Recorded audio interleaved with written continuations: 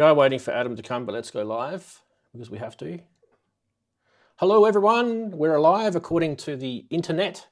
There's a internet right here, if you're wondering. You can actually touch it. No, not really. But it says that we're live, and I believe it. Do you believe things that you watch on the internet? Probably not a good idea. Hello, Darren and Andy. There is an Adam below us, but he's currently frozen in time. I believe he will be back soon. We're hoping that he'll be back anyway. He's in chat, though. I hope so, definitely hope so.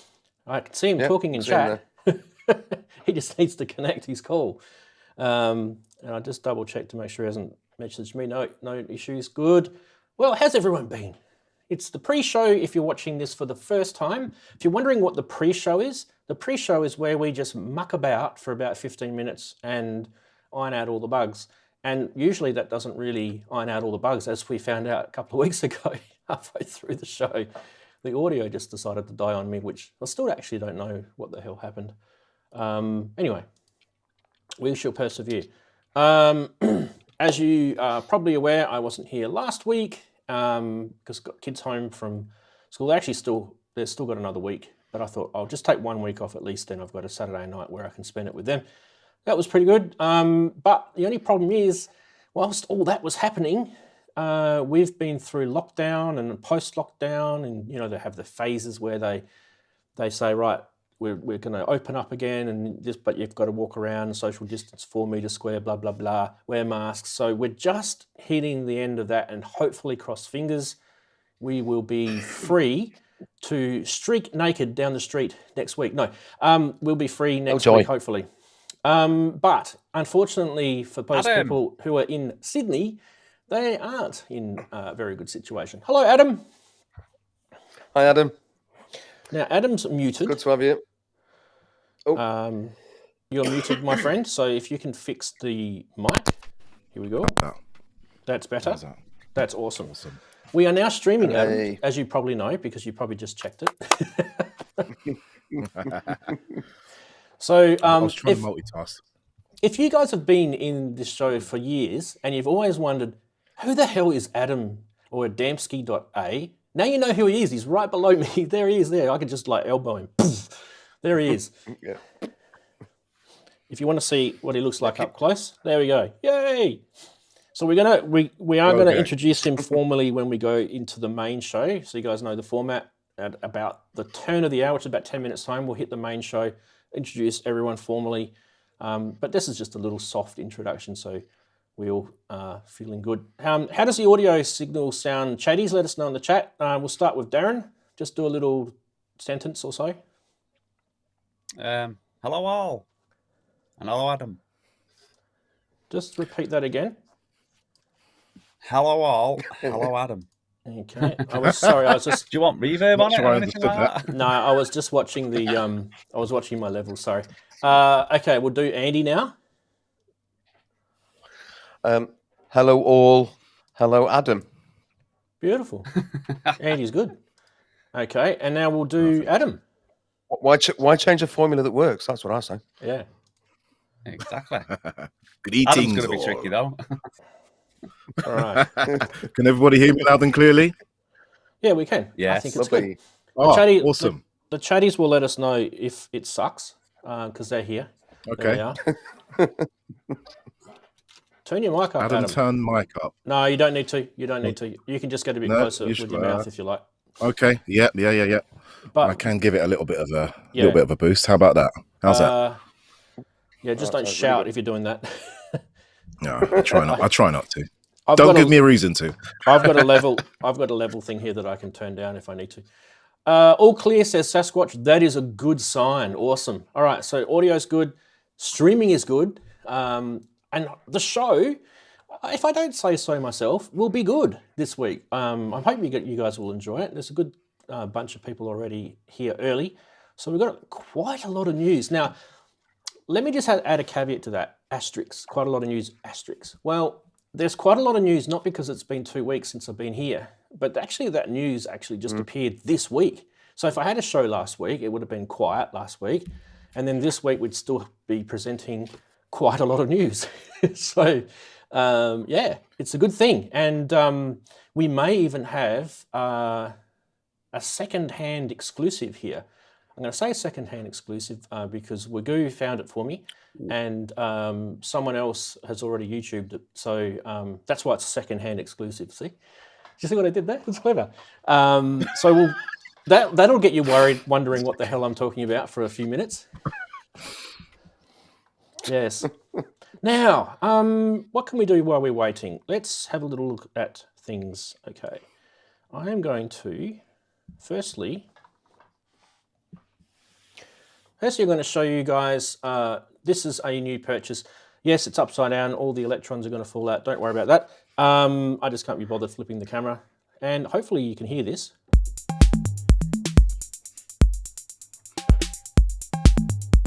Yes, everyone loves Behringer. There's the logo. You can get a sticker for your car if you like. This is the RD8 if you've been sleeping under a rock. This is the Mark 1, not the Mark 2. No, I haven't been sent a free one. This cost me about £150 used. So I was actually quite happy with that price. And it's actually in really, really good condition. Like, not even a scratch. It smells new, everything new. I think the person that bought it just didn't like it and decided to move it on. So, I'll take that. Thank you very much. They're more expensive in the shops and it does the same thing. So, and it probably technically would still have a warranty if I actually went on to the bitch and moan and bleat and bitch about how they don't like this and it's not good and Roland should be respected and blah, blah, blah, blah, blah, blah. I'm a person that doesn't care. I just want to hear good, cool sounding drums and stuff. I just like the sounds, right? That's where I'm at. And I think this thing sounds beautiful. It sounds like an 808 to me. I've heard 808s for real. You know, obviously before you put it through distortions and stuff like that, it sounds absolutely beautiful. And just 1 second, Ranzee. They're saying one or two are saying stream's frozen. Oh no, it hasn't frozen for me. Oh, back again. Yeah. Right, no, it says back again. And I'm not getting any error messages. So it could be sometimes when you get frozen streams, it can be not this end, and I'll get a whole bunch of warnings coming up on my screen here. But in this case, it's over your side. So, right. Oh, it's all fine down here as well. Yeah. I just responded to what it said there. Yeah. I just thought, what's happened? Yeah, saw Wagoo's comment. Yeah, so, yeah, I just think, you know, sometimes we just need to give something a go. If it sounds good, then, you know, go with it. If it sounds bad, we don't have to get political about things, do we? Because at the end of the day, if it makes beats for us, it's a good thing. It makes tunes and sounds. You can always make something sound good. You can. Yeah, I can make a fart sound good. That's questionable. If you do the filter face, everything sounds good when you do the filter face. Come on, right? Yeah. Modular, Adam. Modular. That's what people do with modulars. They just make space farts. Expensive space farts. Yes. Very. Or sit there looking at it and say, why is it not making any noises? Look at the chatties. They're all talking about 88s now. Look what I've done. Don't, Darren. Set them all off now. Oh dear. This is why I love the internet. The only thing the 88 is missing, in my opinion, is the chunky buttons and the oversized tempo knob. I know that tempo knob on the original. What the hell? Like, someone must have thought tempo is going to be the new cutoff filter. Do you know what I mean? We're going to keep changing the tempo of this thing. Like a ninja. Yeah. It doesn't even have like a fine tempo. Like, it's not like you're getting like 2 decimal places of tempo. It's literally just 1 BPM change. It's pretty crazy, right? This has a little small tempo knob on this one. Yes, this prefers to have small knobs. No silly jokes. Right, 4 minutes to go. Hello, everyone in the chat who's just joined us. I know there's been a hell of a lot more who've just come in, so please be patient. We're about to hit the main show in about 4 minutes or so. And if you're wondering what this is, we're just kind of shooting the breeze for a few minutes just to make sure all the electrons and everything settle on the internet. And as we found out a few minutes ago, it had frozen. in some parts of the world. And it's weird because it's actually hot in that part of the world. So I don't know how it's frozen. But anyway, it's freezing here. I won't say it's hot here. Say it's warm. I'm in a studio right now, and I've just had. Let Adam go. Yep. I'm in my friend's studio right now, and I've just had to turn off the air conditioning because it got that cold. So that says something. Yeah, air conditioning is kind of a novelty in some parts of Europe. I've been told it's a necessity where I live. It's a necessity. So wow, Sensien just said it's 33 degrees in Finland. That's quite hot for Finland. Oh yeah, they're having a heat wave about that area, aren't they? Because we're only 21. There'd be some interesting death metal headbanging at 33 degrees, wouldn't it, from Finland? Ice melting. They've stolen our heat. Bring it back. Oh, Adam, they can have it. 21 degrees is just nice. Thanks very much. Oh yeah, I hear you. I hear you, Darren. Andrew, you over? Oh, come on, whatever. Not offended. I don't know if people followed me on the socials during the week, they would have seen that we nearly drowned here a few days ago. It was crazy. I literally, within about half an hour, we just had this massive downpour of rain, and it just was flash flooding. It was incredible. Never seen anything like it. And people were trying to drive their little tiny hatchback cars through these massive swimming pools of water, and they were conking out because obviously the water would get in the air vent, and so your car. All the guys who have got the big 4-wheel drives with the snorkels, they were just like going straight through the water, and water's just gone everywhere. It was crazy. It was crazy. Do you know the worst thing to do in that situation is when all the traffic's slow, is to wind your window down to ask somebody what's going on. And a 4x4 goes past you, and you know what's happening next, right? Oh, well, Am I right? You clearly speak from experience there, Adam. You might have wanted to have a shower, right? Yeah. All right. I think we will hit the button. Here we go.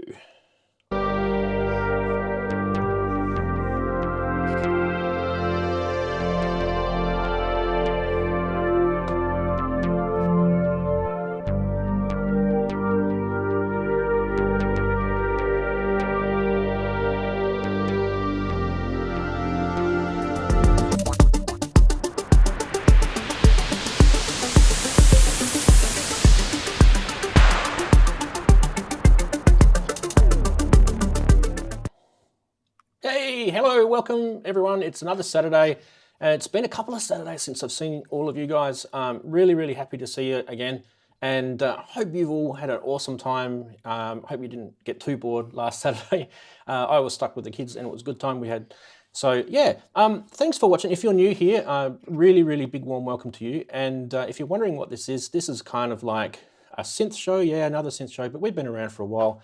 If you've never seen us, we've been, what are we doing? 122 episodes now.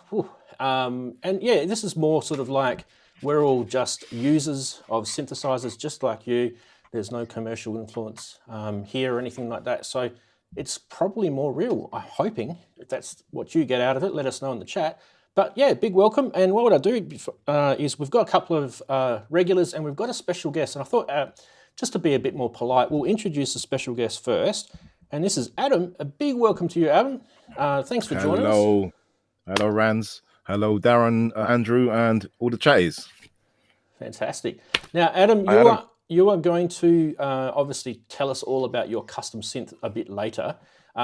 Just so if you guys are wondering when that will probably be, don't forget we have normal regular segments that we get through first. So it will be a little bit later in the show, but do stick around because there's a lot of stuff to get through. And obviously we'll get to know Adam a little bit more too. That's definitely going to happen. Do not worry. Big hello to Darren. How's your week or 2 weeks been, Darren? Hello, Adam. Great to see you. The chatters as usual, and Andy. Well, we see each other too much, I think.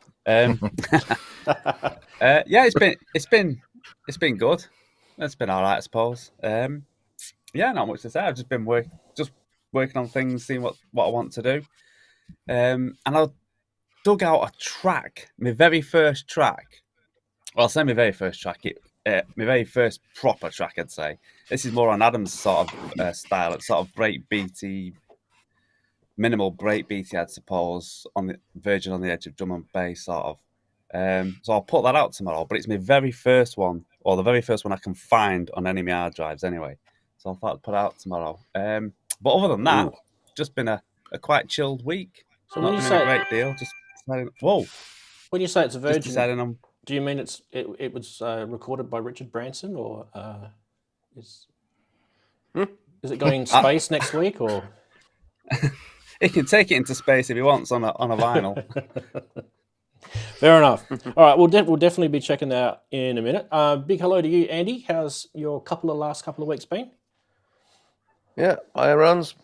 Hi, Darren, and big hi to Adam. Lovely to see you on here, mate. I think we're all very, very, very much looking forward to hearing what you've got to say, and especially hearing your lovely babies that are sitting there behind you. Yeah, my 2 weeks has been nice. Actually, to be honest, it was actually quite nice having a Saturday afternoon off last week. Went out shopping. That's how the exciting life I lead. Yeah. So what have I been doing? Just my usual, sitting here noodling about and spending time just not really achieving very much, but actually just quite enjoying myself. I'm going to call it album. Album's the wrong word. Collection of old tracks which I rescued from old cassettes during lockdown sort of last year. I've sort of stuck those up on Bandcamp now, and that's available for people to down. I should get a link, shouldn't I, and stick it in at some point. So that's available to download if people want to.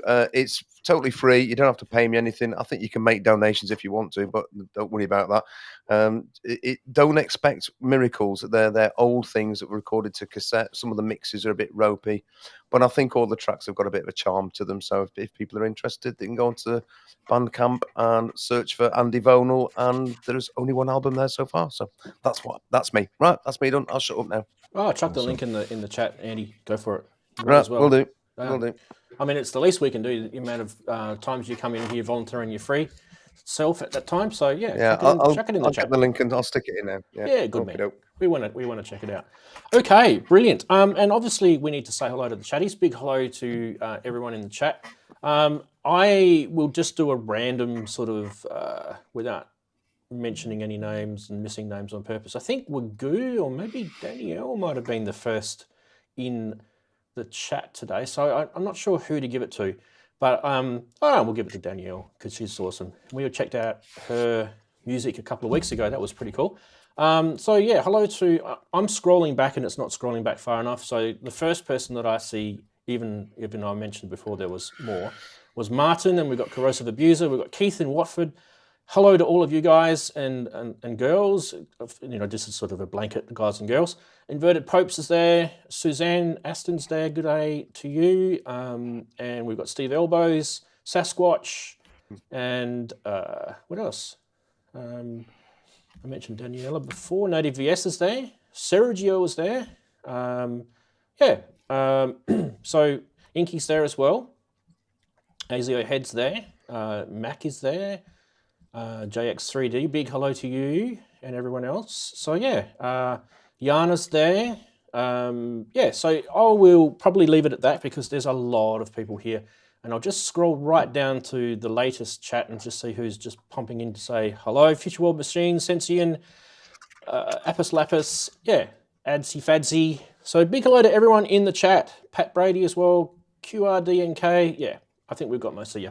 If I missed you, you can always throw the synth at the screen in disgust because we just can't have that. But let's get straight into our regular segments. Let's start off with Funny Side.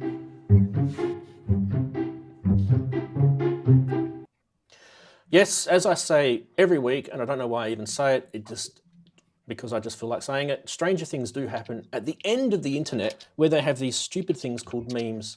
Yes, these things. And you do have to respect other people's opinions.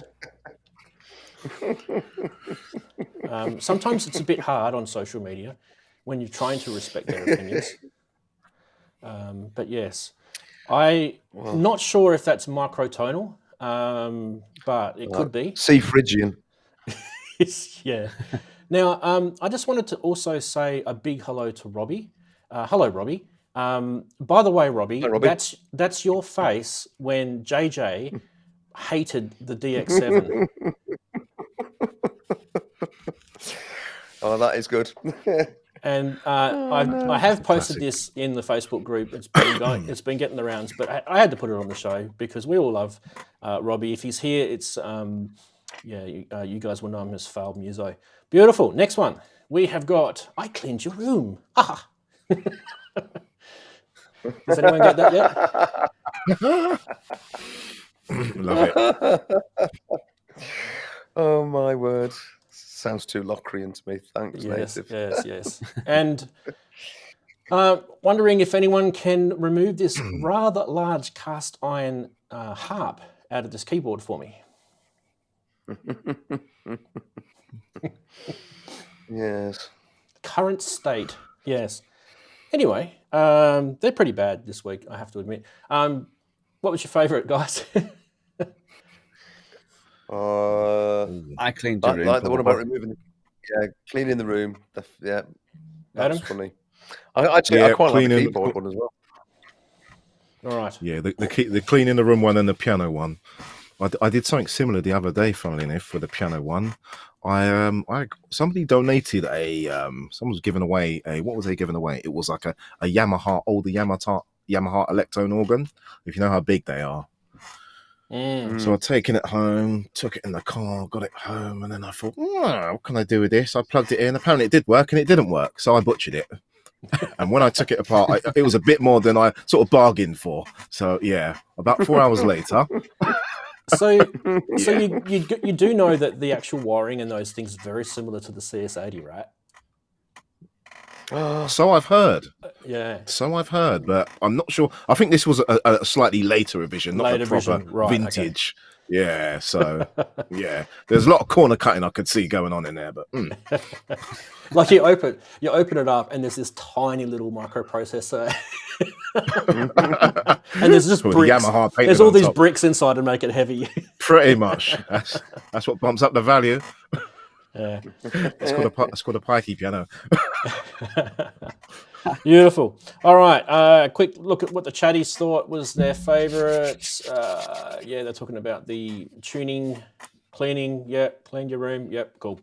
All right, beautiful. All right, we'll get to the next segment, and we're going to kind of have to sort of brush through a lot of these today. We have got a lot of news, as I mentioned before, and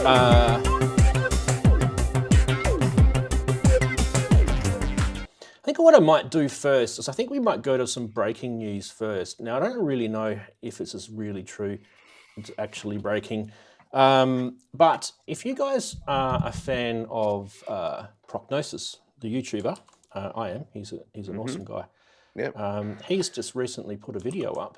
And if you do watch his channel, you will notice that when he did put his video up,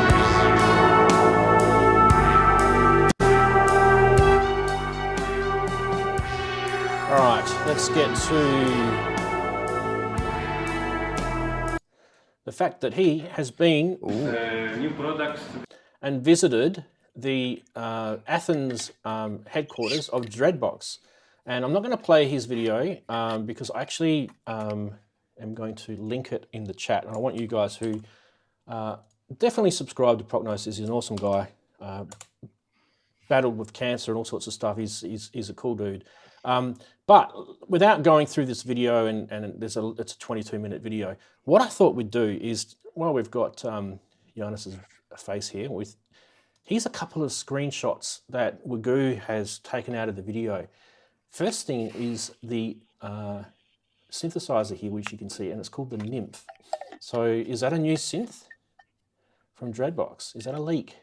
Thanks. Is that something new? Someone may correct me or Wagoo if we're wrong. It's got the colourables. Definitely modules on it. Yeah, module desktop sort of thing. But looking at my module, it's the same colour as well. So I wonder if they're gonna. expand that into a synth. And is this something polyphonic coming? Here's a bit of circuitry here. Not sure. So there was some talk in that video, and they did talk about some modular stuff coming, some poly something coming. So there's a whole bunch of stuff that definitely would be worth you to go and check out. So yeah, you've now got the link that's in the chat. Go check it out. Don't check it out now, check it out later. Just copy and paste it into a spare tab. And yeah, we can go back to the news and actually keep going with it. Obviously, we can have a chat about that. All you have to do is just pause me if you want. You guys want to make a quick comment about Dreadbox? I know it's a bit rushed, but yeah, I think what we need to do is absorb this video and see what comes out. I think it's really just so brand new that we've only just seen it. Anyone mention anything in the chat? Yeah, I'll have a quick look. So Max seems to have watched it. Polly something he said. Obviously Wagoo watched it because he was the one that brought it up to my attention. Nymphomaniac. Yes. Chromatic modules. We've seen those before, haven't we? The chromatic modules. Jim, sorry to hear about your laptop. Yeah. It's no good when they crash. They already said that there was a new polysynth coming, but they had, this is what Steve Elbows is saying, they haven't shown what it looks like. There are some annoying Instagram stories about it, which self-destructed after 24 hours. Yeah, those things annoy me. You can always screenshot them though.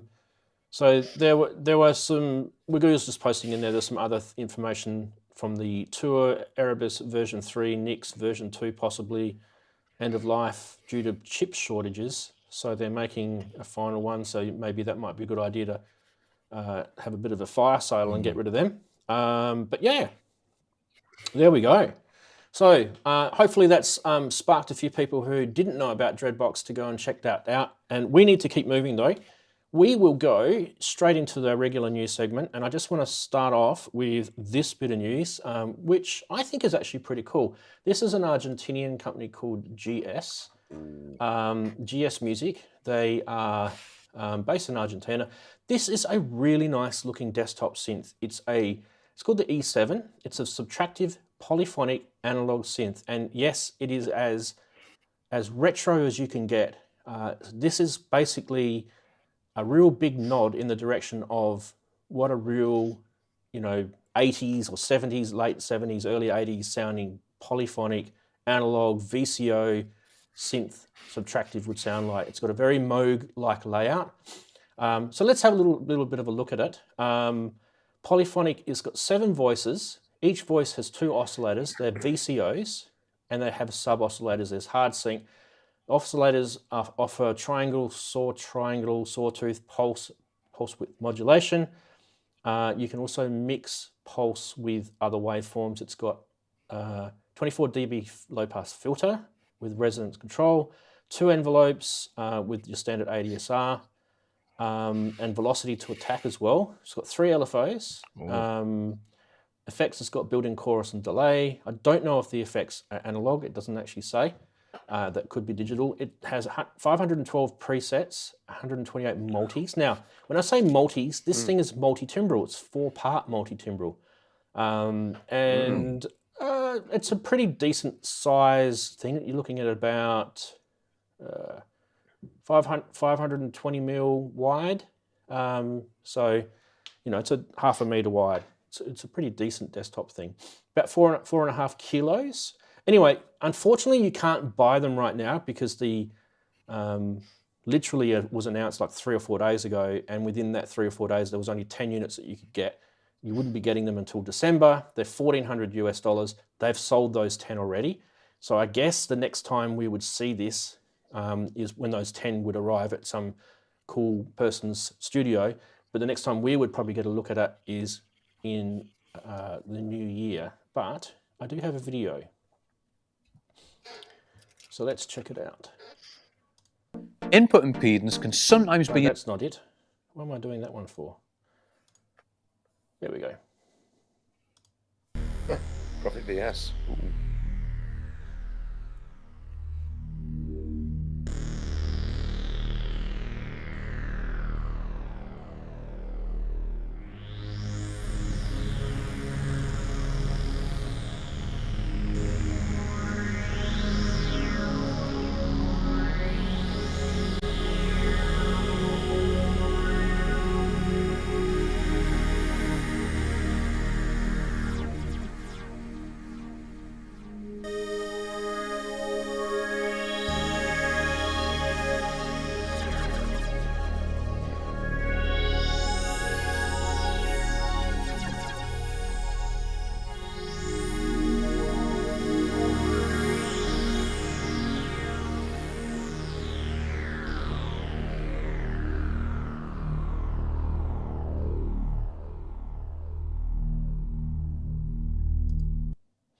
All right. I will link that video into the chat right now because I'm nice like that.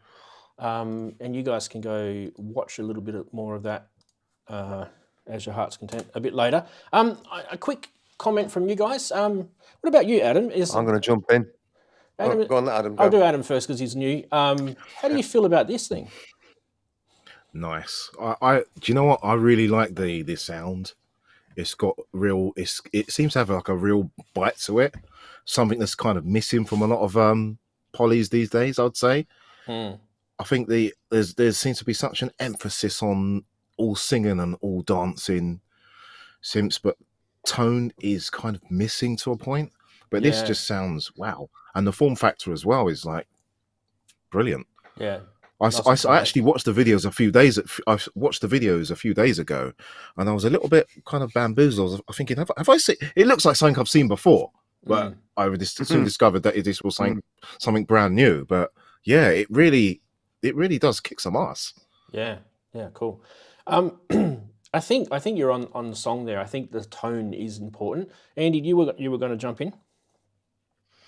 Well, I think I'm going to agree with everything that Adam said, particularly that it looks like something that we've seen before. Immediately you think, oh, that's very familiar. But yeah, and that guy's got a really nice collection of synths in his room. Come on, synth nerds, what did you spot in the picture? Saw an 808. Because I've got mine. There was an 808. What was next to that? There was a Prophet T8. Yeah. There was a PPG 2.3, and that modular was a buckler. Please correct me if I'm wrong, but it looked like a buckler to me. What was his mixing desk though? Yeah, that's a no massive idea. mixing desk. A Neve, an Amek Angela. No idea. He's got a lexicon on top of it though. He does, yeah. Anyway, and a plate of sushi. Darren, did you want to have a quick comment about that one? Well, I can only just virtually say what Adam and Andy have said. Really, it just sounds really nice. Yeah. What do you guys think of the way it looks? Like, it's gorgeous. It's quite a nice look to it. I feel it's kind of really gorgeous. It's got a bit of a sequential look to it, doesn't it? Yeah. I feel. Yeah. I think this guy might be a bit of a sequential fan. Anybody that's used a Pro 1 will be straight at home with that layout. Yeah. It's actually really nice. Really, really nice. All right, let's get back to what's attractive about it. Yeah. And like Adam said, it's all about the sound, isn't it? The sound is the king thing. You know, that's why the Jupiter 8 is the king of all polysynths, arguably. So because of the sound. All right. People might argue with me about that, but anyway, I don't care. Next off the ranks is this one. Yes, Behringer have been releasing a lot of products this week, and we do have to get through them because I'm not sure if I'm going to do all of them, but I think they're worth mentioning. So this one, I think, if you do have a small Eurorack set up and you do want to get yourself kind of into the 2600 sound, this might be the way to go. Just getting the oscillator and then using it with your other modular gear. That might be the way to go. And I think it's a pretty decent price, if I remember rightly. It's I think it was about 99 or 149 or somewhere around there. But I do believe we can actually have a listen to that. I think I actually started showing that video before, didn't I? Here we go. Oscillator in a Eurorack format. Introducing the Behringer 2600 VCO. The 2600 VCO is an authentic reproduction of the original 1970 circuitry, carefully fitted into a 16 HP module. The VCO features 4 simultaneous waveforms including sine, triangle, saw and pulse, all of which offer a wide frequency control from 10 Hz to 10 kHz, or 0.03 Hz to 30 Hz in LF mode. The pulse width modulation can be simultaneously controlled manually and via an external CV input. The module is also fitted with separate outputs for each waveform and 5 CV inputs for pitch control and pulse width modulation. By developing the 2600 VCO, all right, let's see if we can have a listen to it because he's just crapping on.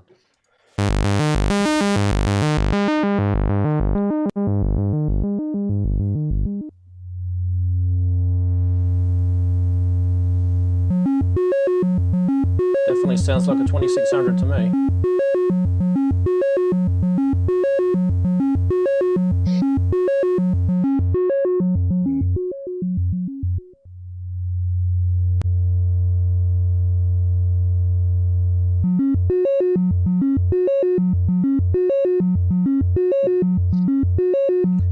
of my videos. It's about as much musical skill as one of my videos. What do you guys think of that? Now, I will quickly say before I go to one of you, I've got my 2600 Behringer version here, and that is almost, copy for copy of one of these oscillators here. Maybe not quite exactly the same layout. Obviously, you've got to add some CV connectivity to it, but it's pretty much the same. And I also add that Behringer do these posts on their Facebook group quite often. What they'll do is they'll say, hey, what do you guys want? We're building a lot of Eurorack stuff. What would you like in a module? And I did this probably about 12 months ago, and quite a lot of people posted in there saying, wouldn't it be cool if you guys did the 2600 as Eurorack modules? And they said, yeah, we like that idea. Leave it with us. And then bang, look at that done. So who wants to go first? What about Darren? You've already got a 2600 above your head. Yeah, exactly. So what do you think? How do you think it sounded? It sounds good. Sounds like I say, the 2600.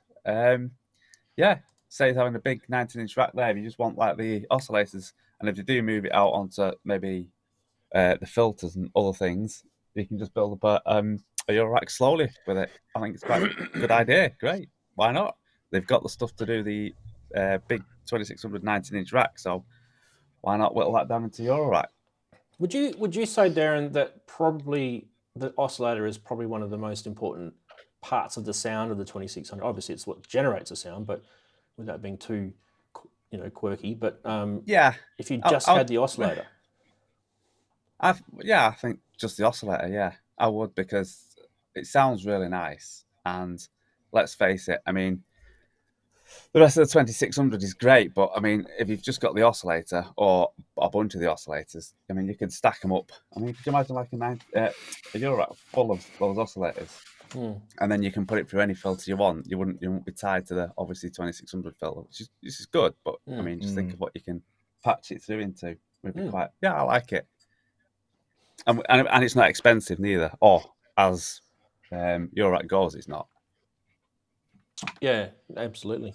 Anyone else want to make a quick comment about the 2600 VCO? Nope. Andrew? It sounds nice. Yeah, it sounds lovely. I would really be tempted, except I'd actually said that I wasn't going to get any more Behringer stuff for a while. Although you've persuaded me about one module at least, Ranzee, for now, because I'm going to need it. But perhaps. I want, perhaps, yeah. I'd like to start getting into some other areas of Eurorack. Now that I feel in my heart that I've got the System 100M sort of side of it done. I'd like to start getting some other things. So I shall be leaving that one for a while, even though I'm sure it's gorgeous. It did sound nice, very, very pure, very, very sort of creamy sort of tone. Yeah, beautiful. And Adam, you had your hand up, so I'll just quickly go to you. Yeah. One thing I wanted to ask was, what was the oscillator running through? Was it going through? Because it sounded at one point it was being filtered. So was it actually going through another filter somewhere? I didn't watch the whole video and didn't see them pan out or anything, but they definitely had the System 100 stuff right next to it, as you saw. That was a sequencer from the System 100, so it's possible that that's what they were using. Only reason I was asking that was because I just wanted to sort of determine how much coloration from the filter was on top of those oscillators, because they sounded quite deep and quite buzzy at the same time. So I had a bit of beef and a bit of clarity, which is you don't always get. Yeah, that seems to be the character of a 2600, and that's why I sort of said if you do just have the oscillator, you're pretty much getting quite a long way into that 2600 sound. They may have just had it going straight through into a VCA. They might not have had it going through a filter, which would have been probably a decent choice to do. Don't forget too, if you're looking at 2600s, they had three I think different filters, 3 different iterations to their filters over the years. So obviously one of them was a Moog clone filter, and they got in trouble with Moog at the time, so they had to revert back to something else. And I think then they had another iteration at some other stage as well. The one that you get from Behringer has the 2 filter iterations on it, the 4012 and the 4072. So I don't know this, so this is just me being predictive, just like you guys. Remember, we're all users of gear here. I wouldn't be surprised if you started to see some modules like the 4012 or the 4072 filters next. And then you might start to see things like the ring mod and the sample and hold and all that sort of stuff, if it's any sort of uniqueness to this 2600. So yeah, watch this space. I think there's some interesting stuff coming out. Right, okay, let's go straight back into more stuff. This one here obviously has got a lot of people interested. A lot of people are divided as well. Yes, we get political, don't we, guys? I don't care about the political stuff. I just like things to look cool and do cool things, and this is both. Absolutely love the look of this. This looks like a really cool bit of kit. I mean, obviously, a lot of us already have it. Yellow. A lot of us already have the TD3. I've got one in my hand. It's yellow and very black. Let's have a little look. With a smiley Shouldn't they face. just have called it Wasp? Or is that treading on somebody else's toes? That's the reverse, isn't it? Call it the Hornet or something. Oh yeah, sorry, Adam. Yeah. Sorry. Yeah. All right. Let's watch the intro.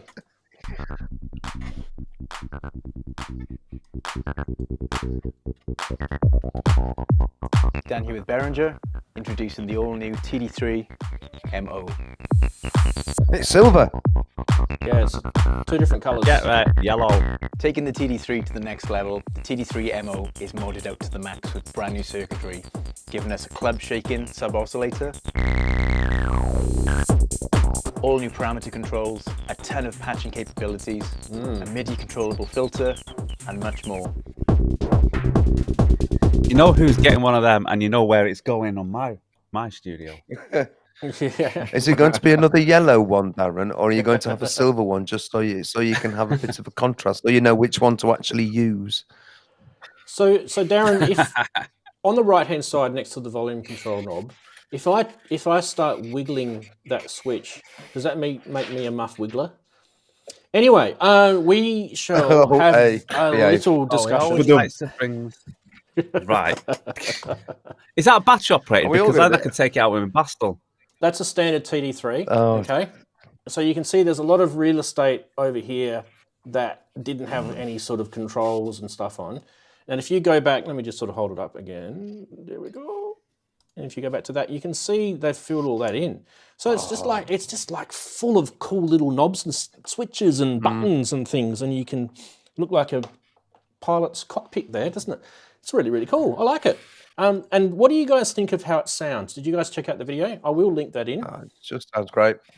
Just sounds great. I'm gonna hold that one up and say, do you know what? It really, really pisses me off now that I bought the red one that was cheap, because I just think it looks crap now. Oh, you don't like it really the red looks one? rubbish, doesn't it? It sounds exactly the same as all the others. Didn't have it. Yeah. Well, no, because it was like 30 quid. It was silly, but I bought it because it was only 80 quid. I mean, good grief! I could use it as a dinner tray, couldn't I?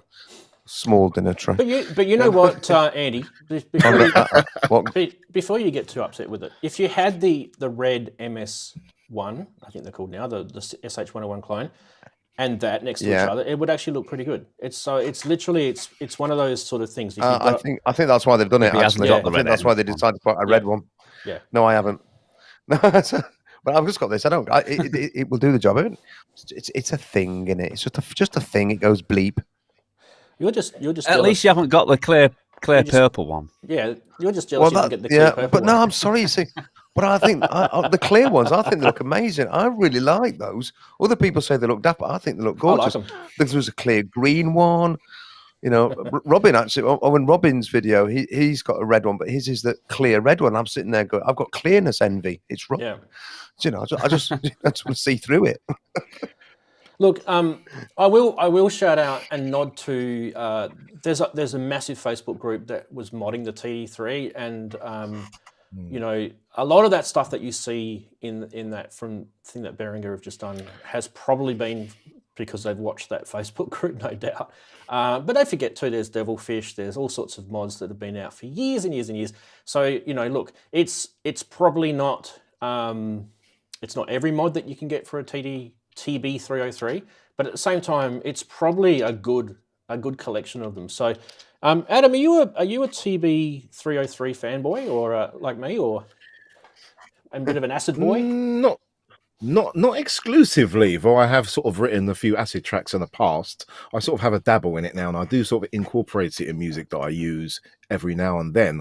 I actually owned a Zox box at one point. Oh, yes. Yeah, I had a Zox box, and it kind of had a lot of, as the old Devilfish used to have a lot of modded switches and sort of different things that the original 303 didn't do. But for some reason, I kind of just felt it kind of lost its character. Yeah. I just kind of wanted that original squelch of juice, and it wasn't quite there. Yeah. For some reason, once you start adding all the other bits on top of it, it starts to become something different, which I suppose you could do with anything else to an extent. So it wasn't the most useful thing. It was one of those things I wanted it till I had it. Yeah. So yeah. And then you it was one of those hype trains that we get on, isn't it? Yeah. Hang on a minute. This is not what you said it was. No, I think we've all done that. There's no good-looking women knocking at my front door right now. There's a cop. It sounded better in the clubs at 4 a.m. Oh, there's all these cats out the front right now. Right. I think it's definitely a good idea. Now, the way I see it is Behringer did the clone, and then they did the clone as close to the original as they could without.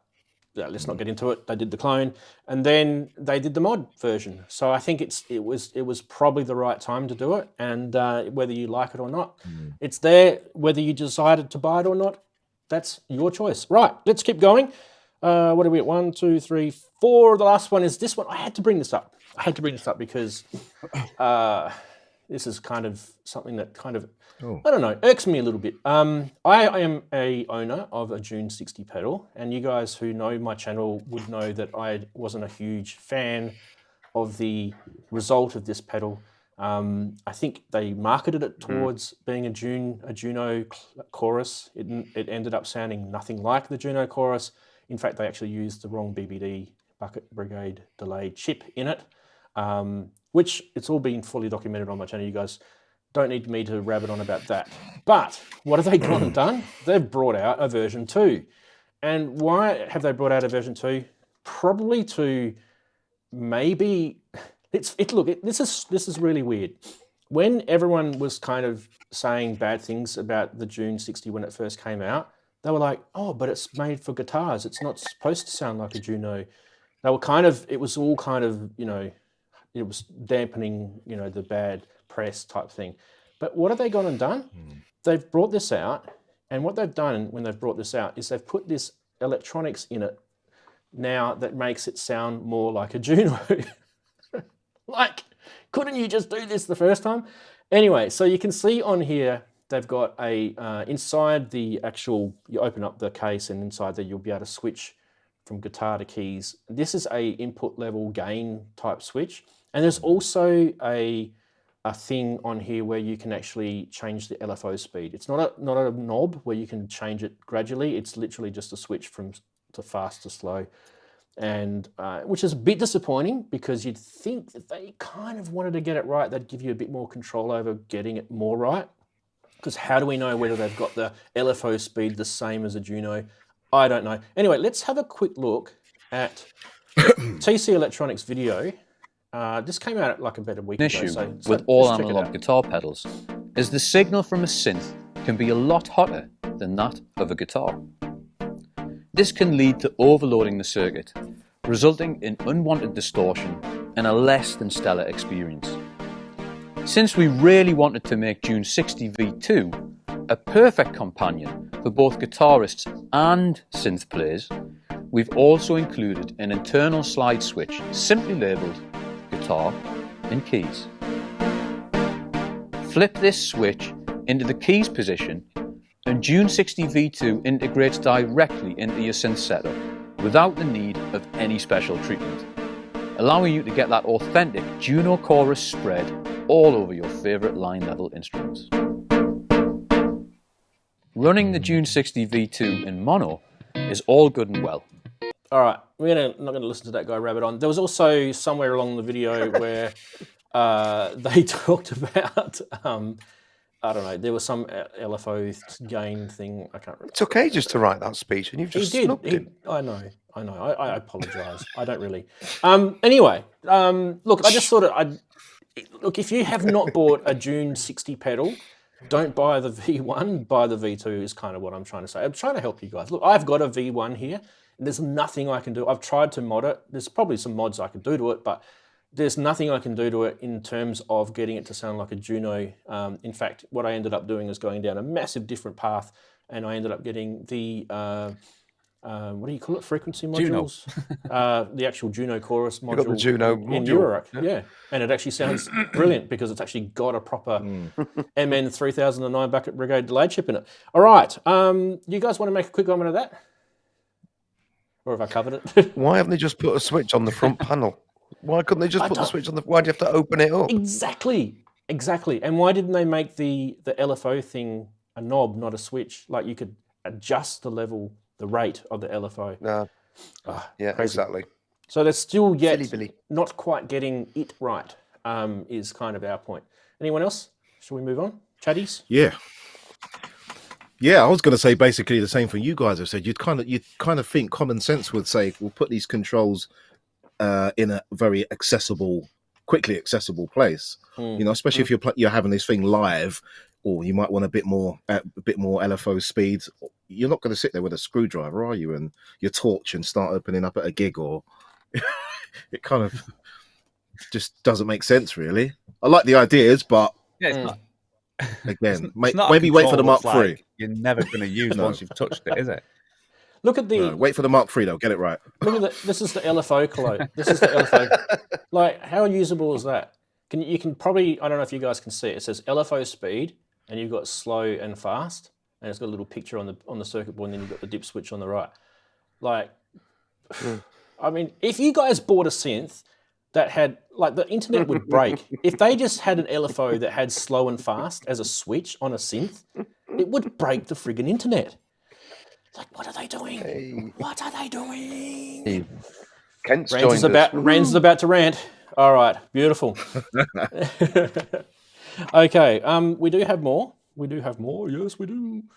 Okay, I do want to quickly. This is extended news this week. Sorry, guys. I do want to quickly talk about this. It is a bit of a Behringer show. I know. I'm sorry. I apologise if you hate them.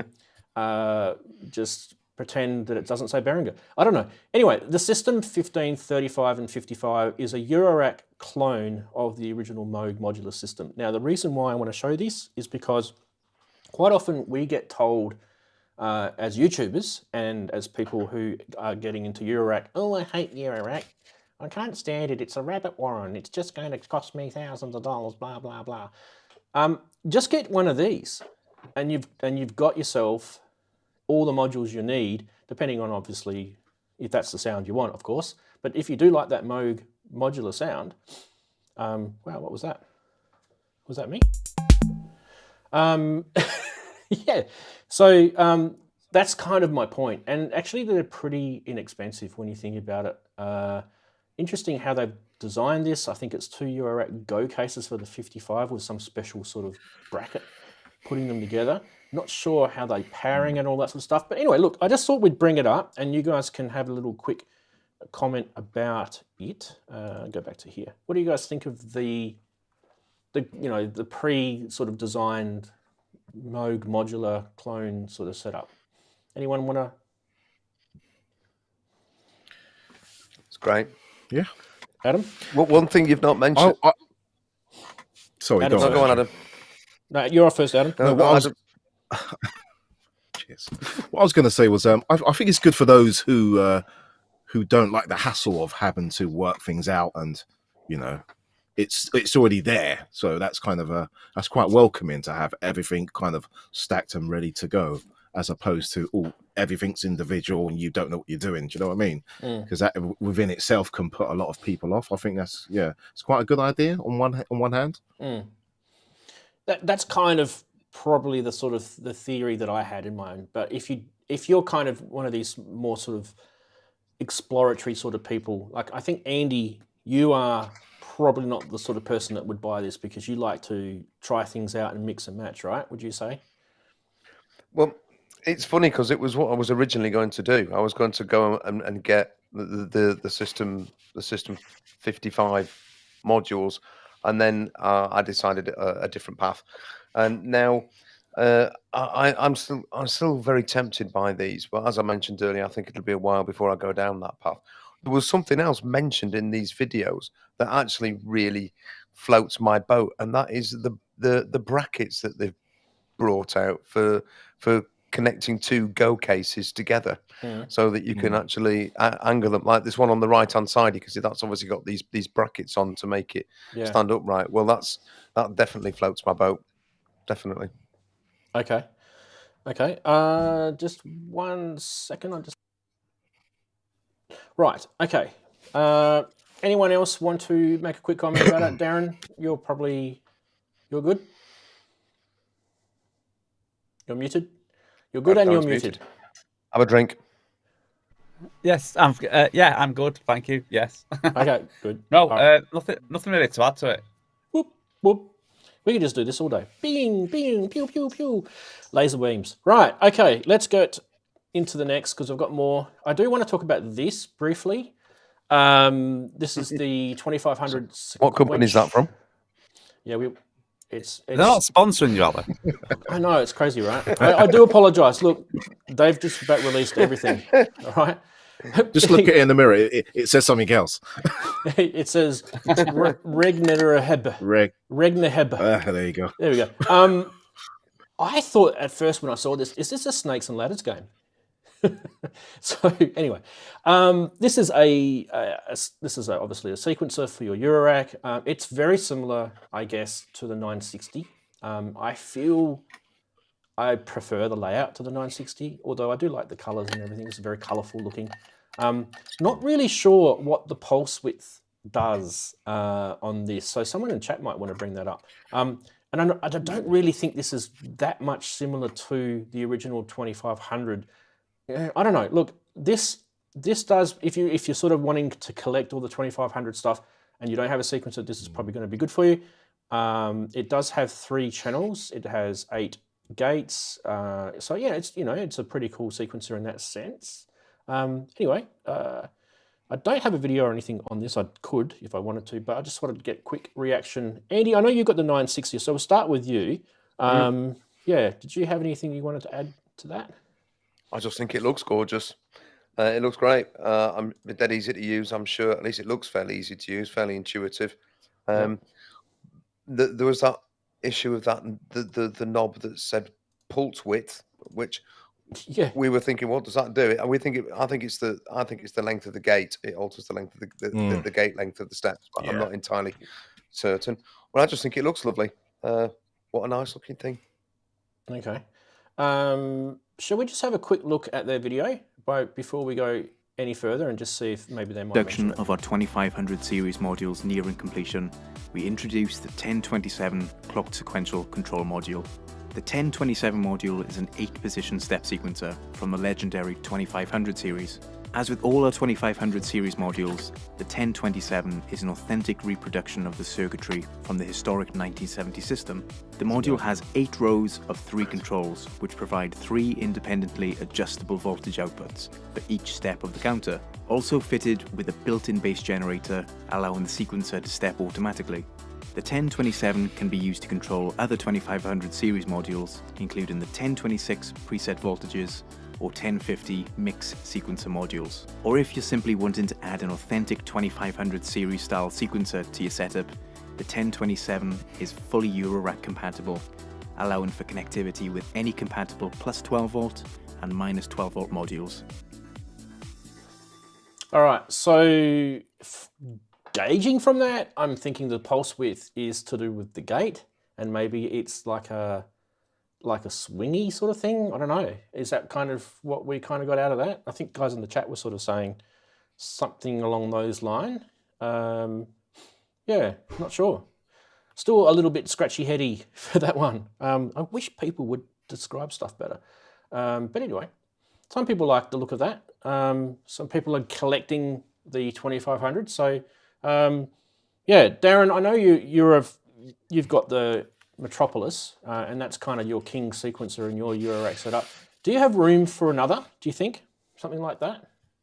What, Metropolis or another sequencer? Yeah, another sequencer. Yeah, I've got enough space for. I've probably got about the width of a Metropolis, and probably a touch more left in the case.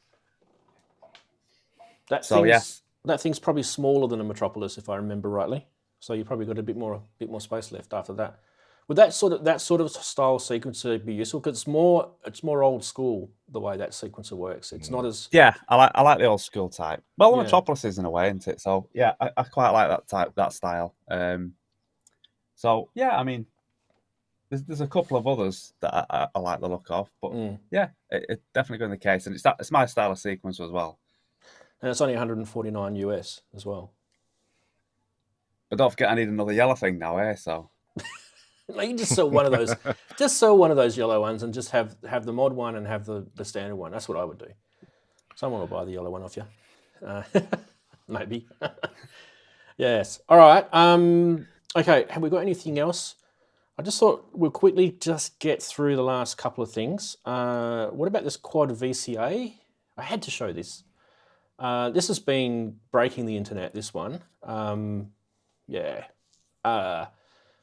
This is not an original design. Let's call it as it is. It definitely looks similar, if not almost identical in terms. Otherwise, take color and paint and that sort of stuff aside. Layout and functionality looks very similar to the IntelliGel Quad VCA. But yeah, obviously the price is going to be a massive difference. So it's probably about almost a third of the price, I think. So there's that. And we'll just quickly go to the last one, We'll just do these last two very quickly. And that is the MIDI to CV. Now, there's a million of these out now. This one's going to be pretty inexpensive. I think $99 US, and they're shipping right now. What was interesting, though, that this has, and I don't know how many do, is this has V-Trig and S-Trig and both as modes on that. And that's actually probably a good thing, especially if you've got, Andy, if you've got your System 55 type modules. So yeah, that would be handy for that particular thing. Also MIDI through, and it's a proper MIDI through, which is actually handy. Yeah, anyway, those last two, we want a quick comment from gentlemen about those. Any sort of opinions, or should we just keep going? It's Behringer. Korg. Yep. It's not yellow though, is it? Exactly. Yeah. Max flagging me, saying something about the Texas Instrument chip in the chat. What is he saying to me about that? I can't tell. Is that the MIDI converter? Is that what he's saying? It's a Texas Instrument chip, or something else? Native VS is saying S-Trig and V-Trig being output are the same time, or does it not compute in my brain? Yeah, look, I'm not sure either. But it says S-Trig or V-Trig or both. So how does that work? Or both? Does that mean? Yeah, which one? Like, you can see how there's a CV and trig, and then below it the switches as a CV and trig. Which one is which? It's a bit confusing, that design, isn't it? I'm kind of agreeing with the chatties there. It's a little bit confusing. It's a good pickup from Native VS.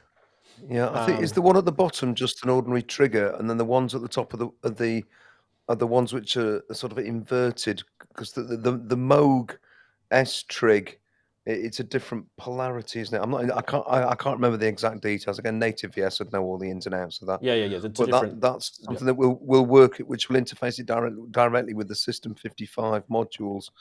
And I think the ordinary trig underneath will probably be just standard Euro rack. Yeah, or maybe the other way around even. Yeah, it'd be nice if it was a label or a line. Well, the little arrows going up, aren't they, at the side of the socket, which look like it's going to the trigger above it rather than the one. Right. Yeah. Okay. Yeah. And you reckon the one down below is just standard trig? It's just a standard one, I think so. Yeah. Okay. It'll be all in the big fantastic 15. Manual. Yeah, it'll be in that massive manual that they send us. Yeah. Those crap pieces of paper. I've got loads of those on the floor down here now, those little pieces of paper that don't tell you anything. All right, God, this is going on forever. There, I told you there was a lot of news. We've finished news, yay! But we do have one more segment to quickly breeze through, and that is Price Watch. This week, Behringer scammed. This week, Price Watch is brought to you by... No, not Darren. This week, Price Watch is brought to you by Synth Addict, Andy, because he sent me heaps of them in, and I'm just gonna go with his because it's just easier. What I thought I'd do first though is just show this. This is like just a screen grab from the I think this is Australian dollars, so just halve it for pounds. It's probably about right. This is just what Jupiter 8s are being asked to sell for at the moment on Reverb. So they're ranging from 35 to 49 Australian dollars. So what are we looking at? Yeah, up to £25,000 is there. But Andy sent me through a few, and I thought I'd just release a couple over the next couple of weeks. But this one takes the cake. This is US dollars because this is from Andy. He lives in the US, so that is a damn sight a lot more.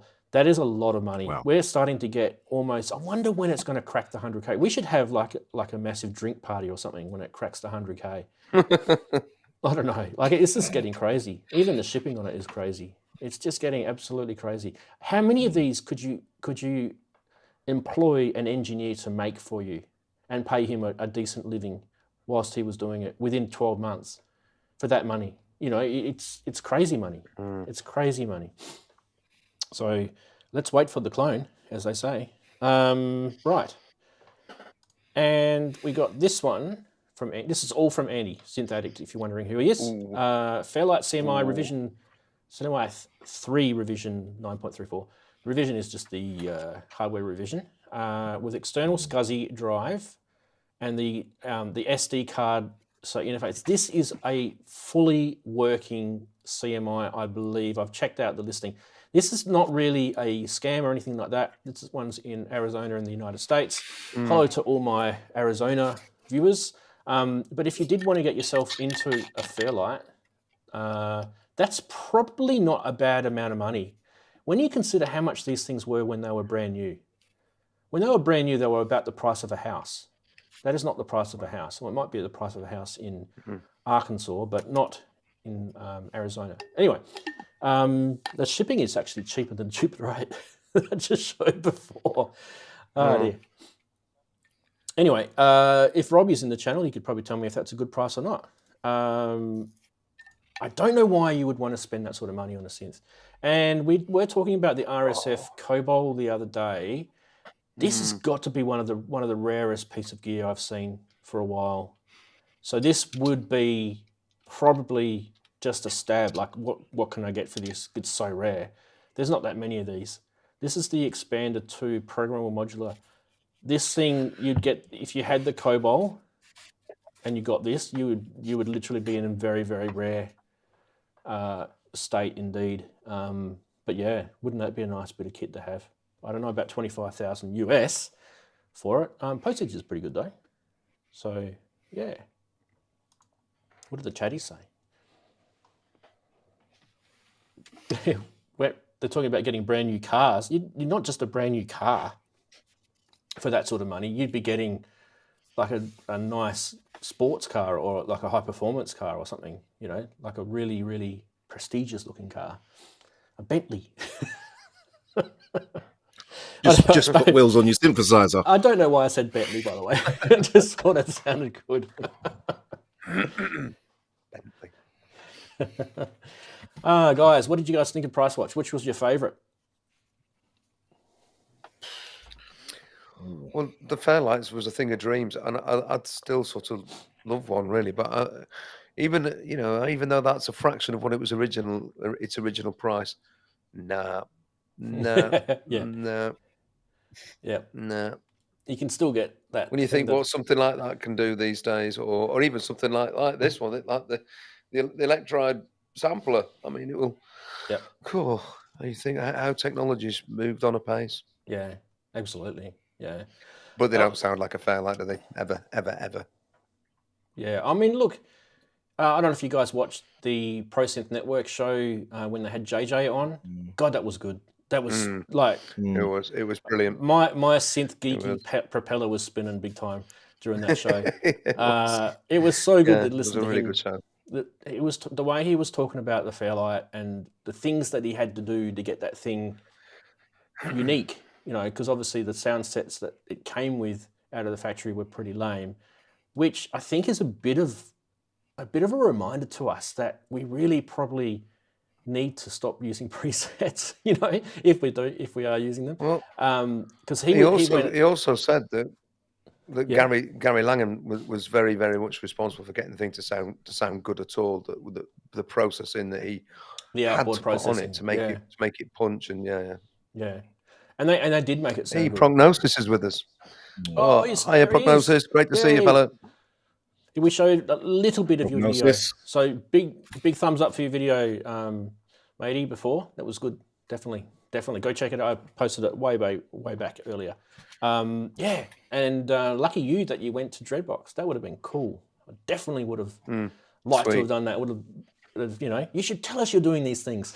It's a bit hard for me to travel at the moment, but yeah, we were there in spirit.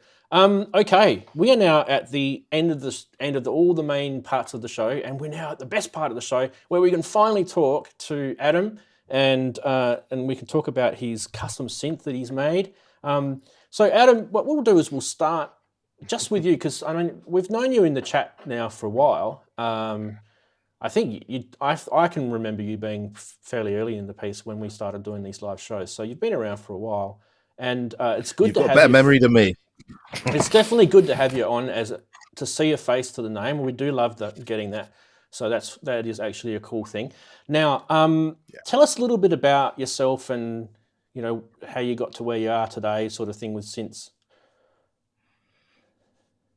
Okay. Well, basically, this all just kind of started really as a hobby for me. Have you ever kind of woken up one day and kind of said to yourself, I want to build a house, or, you know, I just kind of just had this one day, just woke up and said to myself, I want to try and build a synthesizer.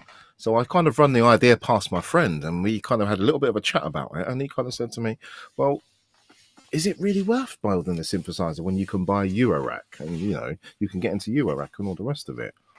And I never really sort of went down the Eurorack hole, to be honest with you, so to speak.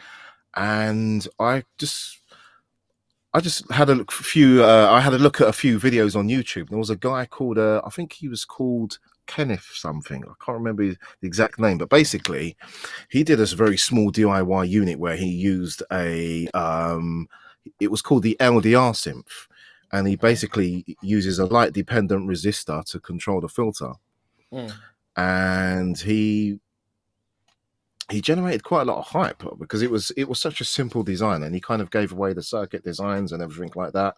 Yep. I mean, myself, I didn't have any sort of real electronics experience. You know, I've played instruments. I used to DJ and all the rest of it, you know, years ago, but never had really any hands-on experience at electronics, so to speak. Even talk about music tech electronics. I'd open up a TV, a back of a TV. Oh, that doesn't work, chuck it. You know, So and I just remember having a look at this and thinking, I wonder if that's something I could build. But there was also another guy that I saw on YouTube called I think he goes under the name of Tier Grinder, and what he basically did was made a Jupiter 8 clone. Yep. And I was just blown away by that, and I thought, wow, I want to do that. That's what I'm aiming for. So having a look at that was kind of one of the real sort of inspiring starting points for me. And also having a look at a few other people. I mean, there's guys like Marcus Fuller, who sort of does all the sort of repairs and stuff. I think watching him as well, that kind of made me relax a bit more and kind of demystified a few things for me, as far as, you know, the tech was concerned, and, you know, lifting up the bonnet and having a look underneath and going, right, okay, well, it's not that scary, and it's not going to blow you up, and it's not going to kill you if you touch this or this. I mean, don't get me wrong, you still need to have a little bit of what shall we say, a bit of knowledge about, you know, what you're fiddling with to an extent. So I kind of started building small experimental circuits. I mean, one of the first things that I started with was one of these. Now, we used to have a shop here in the UK. I think it's kind of closed down now. A shop called Maplin Maplins was like, I suppose you have like a Radio Shack, don't you? Yeah, I remember would be the Maplins. equivalent. Yeah. So we used to have a Maplin, and so I just used to sort of pass by every so often and sort of get my hands on, look through the catalog and get my hands on a few components through what I'd kind of seen through a few circuit designs, not always knowing exactly I was buying exactly the right thing. I'd sort of go, oh, that needs a capacitor and that needs this and that. Okay, give it a go. So I managed to try and build this LDR synth, going back to the LDR synth story, and it wasn't very successful. I kind of got it to make a few noises, a bit of a hum and a buzz, and that was about it. So my next step was to try and build the Jupiter 8 VCO. That was my next. I sort of threw myself on the deep end with that. Wow. And again, not really truly understanding the circuitry. I kind of got to a point where I meticulously built it on the breadboard, gone for it pin by pin, and made sure all the connections. But what I didn't actually realize was that I needed a control voltage to actually fire it. So I was like, oh, okay, this doesn't work. So I'd probably built everything correctly, but just not given it a CV input, a control voltage input. So to me, that said, oh, I kind of failed on that one. So, oh, okay, back to the drawing board again. So then I kind of looked at other circuit designs, and I just kind of started like looking through old service manuals and things like that. And then I just, something kind of clicked where things you start to see common patterns in some of the circuit components and the way they're wired. You can have 7 different LFOs and 9 different VCOs or oscillators, but they all seem to have this, what shall we say, a common way that they were wired and put together. So I started picking up on this, and I got to a point where I ended up making a simple oscillator. That was the first thing I had built, was the oscillator, and it was basically a triangle stroke pulse wave oscillator as your integrator in your sort of Schmidt trigger part. And I did a small experiment where, not having the sort of electronic knowledge and exactly knowing what I was doing, I'd kind of think, I wouldn't think like an engineer. I'd kind of think, oh, if I put that there and put that there, will that do this? And sort of making these accidents. And I ended up making my sawtooth core oscillator. So this is not the VCO yet. This is just the oscillator. And I was able to control the frequency of that. So that was quite an achievement. And then I kind of thought to myself, right, well, okay, I've got a sawtooth oscillator, but I need a bit more than this. Let's try something else. So that's when I started looking at going back to the Jupiter 8 and looking at the other part, which was called the exponential converter. And for those that know, the exponential converter is a part that takes your linear control voltage in, and then you converts it through the circuitry. It converts it to a current, which basically controls your pitch exponentially. Gives you your musical. So I started having a go at them, and I was using quite, some quite basic components. And then I started getting more in depth in it, and learning about things like temperature drift, and how not all 2 sets of, you could have a transistor A, transistor B, they're not all spec'd the same. Some would be slightly better than others. So I started obtaining a few more components and putting things together. And then I'd kind of got to a point where I'd had a working System 100 stroke Jupiter 8 exponential converter, and managed to get it to work with my own oscillator, my saw core oscillator. And I was like, wow, I've actually got these 2 to work. Then it was a case of trying to get the CV control. So I used a small keyboard. I think at the time it was around the time when the Mini Brute had come out, or a few years after the Mini Brute had come out. I got hold of a Mini Brute and managed to use the CV and use the gate to actually fire the oscillator, and actually make sure I'd got this, which was now the exponential converter plus the oscillator, the VCO. I'd got it pretty much fully working. So it was a case of tinkering around more, trying to get the the sort of, you know, all the tracking. So I'd had at least 4 or 5 octaves pretty much bang in tune. But I kind of thought to myself, well, I kind of wanted to go a bit further than that and make it a bit better than that. So again, went back to what I had a look through some schematics and designs and swapped a few things out, and sort of I kind of like pinched different ideas from different circuits and kind of brought them together, but kind of put my own twist on it to manage to get it to a point where I had a really good stable sort of a recipe, shall we say, for a VCO. But then I started looking into building filters, and then the filter designs were a bit of a minefield because there was so many. And for me, I kind of always liked the idea of having multi-mode filters. Multi-mode filters being because I just kind of enjoy, or I prefer the flexibility, shall we say, of having a sort of the flexibility to have different sort of sound sculpting ammunition, basically. So one of the first ones I tried was the actual Steiner-Parker filter. Now, the Steiner-Parker filter, again, that was one which actually came from the Mini Brute. I mean, lots of people say, you know, talk about how good the Moog filter is, and I kind of felt it was so common, and I'd seen so many DIY projects of ladder filters. I kind of thought I want to try something different.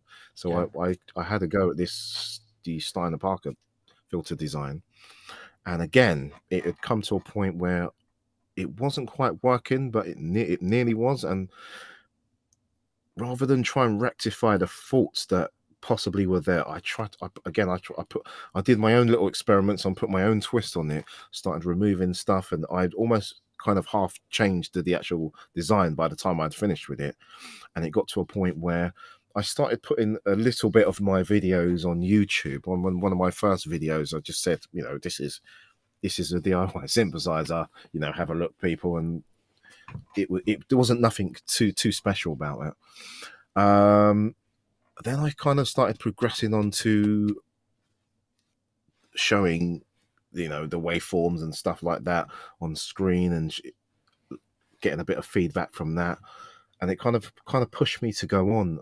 And I got to a point where now I wanted to try and sort of see how all the other modules would come together, so I could pretty much have a complete whole system. So I started getting a few more breadboards, a few more components, and basically it started growing to the point where I pretty much had a full synthesizer system. But again, this was pretty much just all sitting there. The circuitry was on a breadboard, all the components. But the great thing about it, component by component, if anything went wrong, I knew exactly where to go, and I knew exactly what was causing the trouble 8 times out of 10. So if you have a look for the pictures, you can see there's a big breadboard kind of platter that I'd done with all the components and all the front end controls which I'd mounted on the sides. So pretty much what's there is actually mirrored in the first synthesizer system that I built, which was the Ad-Vantage 03. So that was basically 3 oscillators there, and we had dual filters with 2 envelopes, 2 LFOs, and just a single VCA. So it's pretty quite simple architecture, to be honest with you, as far as, you know, the building blocks are concerned. But again, it got to a point where I'd got so far with what I had, but I kind of thought to myself, how can I expand on this? You know, I watched quite a few synth channels on YouTube. I say quite a few. I watched quite a lot, actually. There was quite a few people or a few channels with synthesizers that quite inspired me. Prognosis being one of them. When he showed he used to own something called the Mermux, or the Mermux. It was the Dreadbox Mermux. And that was quite an interesting. Oh, that's quite a lovely machine. Yeah, that is definitely that is a lovely sounding synthesizer. So there was tiny little pieces of things which I thought, oh, that would go. Wouldn't that be a little idea to try. So again, I tried these little small ideas and tried to incorporate it into my synthesizer. And there was also things that I heard from a lot of commercial synthesizers, which I thought, it doesn't quite hit the button, and doesn't actually give me you listen to it and immediately you're saying wow before you've even applied effects. Because a lot of things that you listen to, a lot of demos that you listen to nowadays, they're so drenched in effects. You don't get that sheer rawness and that sheer power and that that ear candy that just drips over your ears and just hugs you and just says, yeah. So basically, for me, it wasn't just a case of, right, okay, I just want to build something with as many features as I can. I'm happy there. I'd kind of describe myself as a bit of a perfectionist and quite self-critical as well. And this goes to this is also down to how I am with my music productions that I do as well. Well, I'd kind of, you'd kind of get to the end of the track, you'd do the track and you'd listen back to it again, and you go, there's something not quite right. I wonder if I could maybe just push this a little bit further. So in my head, that's what I do. And again, try and take things a bit, further than they're supposed to be. But like I said, I think having an engineering background has kind of really helped me as well to think outside the box and think unconventionally and try things that maybe you're not really supposed to do, and accidentally making great discoveries. So you got to this, didn't you? You got to this layout where you decided, I want to have 3 VCOs, I want to have two VCFs, and this is kind of like you're now starting to plan. Right, I've kind of decided what bits I want in my synth. This is kind of now I'm starting to plan how I want the layout, and then you started. You pretty much settled on that, and then you started doing schematics, like schematics for the VCA, schematics for the chorus. I'll just quickly show some of these. You're actually starting to really get into, a lot of the real design side of stuff, which is actually really cool. It was with that VCA too. I just want to make a point that you've looked at things like wave folders in there. So, it's not just basic. So you've thought things through. Yeah. Again, it was a case of, okay, well, this is what we've got. What other kind of, what else can we use to mangle the sound? So we're not just, you're not just having a basic sound at the end of the chain. So with the firm synthesizer prototype that I built, which was the 03, what I had done was basically gone through the whole signal path to the VCA, and I experimented with a wave folder. Now the wave folder, one I'd seen a design online, I'd seen 2 designs online for wave folders. One was okay-ish, but quite complex, and it just struck me that the simpler one seemed to be more interesting. So what I did was take that simpler design but add a few more stages on. So I added a few more stages on, so you're getting those multiple folds. So what we have on the Ad-Vantage 03 system now is basically 3 VCOs, and there's 2 filters in parallel. The VCA at the end, or should I say, or just before the end, which then goes to the chorus, which you can pass, which then goes to the wave folder. Now, at the end of the wave folder stage, you have a wet and dry blend. You also have the saturation, which you add more gain to get more folds in your waveform. Yep. I've never seen any synthesizers really that combine all those things together in one kind of unit. I don't think I have even either. Even down to the fact with each VCO has pulse width modulation. Yep. Each oscillator you can pulse width modulate the pulse stroke square wave, but each one of them has its own independent LFO.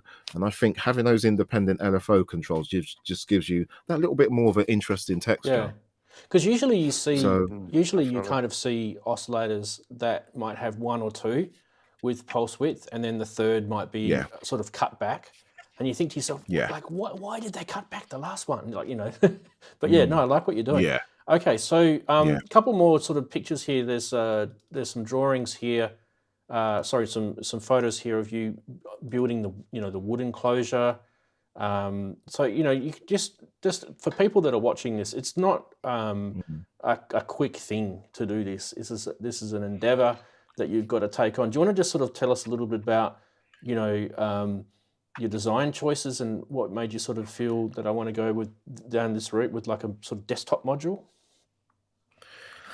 Well, you say desktop. Have you seen the size of this thing in real life? It takes over the whole desktop. Yeah. It's just a table. Let's be honest. You've modded a table, Adam.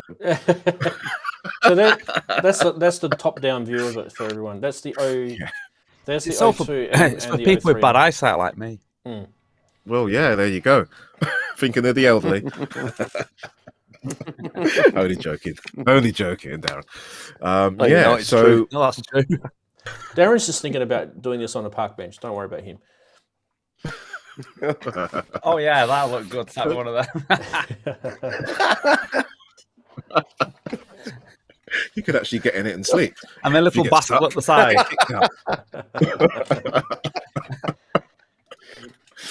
Oh dear. Oh yeah. So again, this was kind of looking at. I kind of really liked the. I really had the nostalgia for the old sort of 70s designs. The sort of things like the Roland SH, sort of the old SH series, like the SH5, the SH7. Obviously, things like the Mini Moog, the Oberheim SEM. Those sort of style synths. It just seems that things were quite spread out, very accessible, and you didn't. They were very immediate. There was pretty much one knob per function, as opposed to on top of that, I didn't really. I even still today don't really have the knowledge for doing the digital side. So that could be something which could come in the future. But I just like the immediate of having one knob per function. So it just ended up. But because I wanted so much and I'd done this layout, if you look at my hands are quite big. So I had to kind of make it for a point where, when you're hands on with it, you're not really hitting yourself, or you're kind of fighting or peeking and trying to look, where's this and where's that. So I kind of laid it out in a way that it's, even if you're playing it live, it's such a pleasure to play. You can literally jam on it for hours and come up with new sounds, and it's crazy. But also, one of the other things what I had consciously in mind is when I did out was to try and keep things quite simple. So as soon as you looked at it, you would grasp and go, right, okay, well, if I need a modulation from an LFO or an envelope, I can pick it up within the box of the actual particular module. So everything with it, all the controls for VCO1 are within VCO, the VCO1 sort of graphic. Same thing with VCO2 and VCO3. So if you have a look closely, you can see you've got all your coarse and your fine tuning. So if you want your pulse width modulation, you're not searching at another part of the interface and going, where's the LFO for this? Or everything's very, very quite immediate. I mean, your controls, your actual modulation control, like your speed, that bottom. So your signal path is all on the top row, and your modulation pretty much is all down on the bottom row. Yeah, and effects on the bottom right corner. Yeah, it's a logical sort of flow. Yeah, I definitely. Yeah. I think I mentioned that when we first saw it the other day. All right. What else can we do? We've got. I've linked your YouTube channel into the chat a little while ago when you first started talking, so everyone has got access to that. But awesome. While we're talking about it, I thought we'd quickly show. So. Actually, maybe better if I go this way. Okay. If I go to here. All right, so this is kind of just a whole bunch of videos that that Adam was kind of talking about. It was kind of progressive when he was doing things like, this is a DIY analog synth project, and this is how he talked about the Steiner Parker filter. So all these videos are on his channel now. So he's actually done step-by-step tutorials with his sawtooth oscillator. He's done you know, his breadboard layout. He's talked about that. He's gone, you know, and actually discussed everything. So if you really are interested in this, you probably, you know, there's a lot of information. His thoughts about how he's designed it, his layout, how it sounds. You know, there's a lot in here. He's doing like PCB tests and where he, you know, let's just grab this one. This is before it became like a, you know, a real desktop-y sort of looking synth. This was just like a PCB. Let's just have a look at that.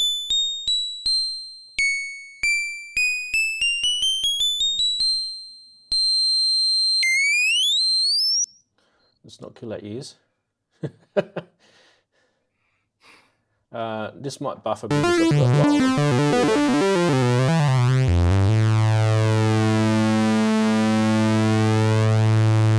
just that sound.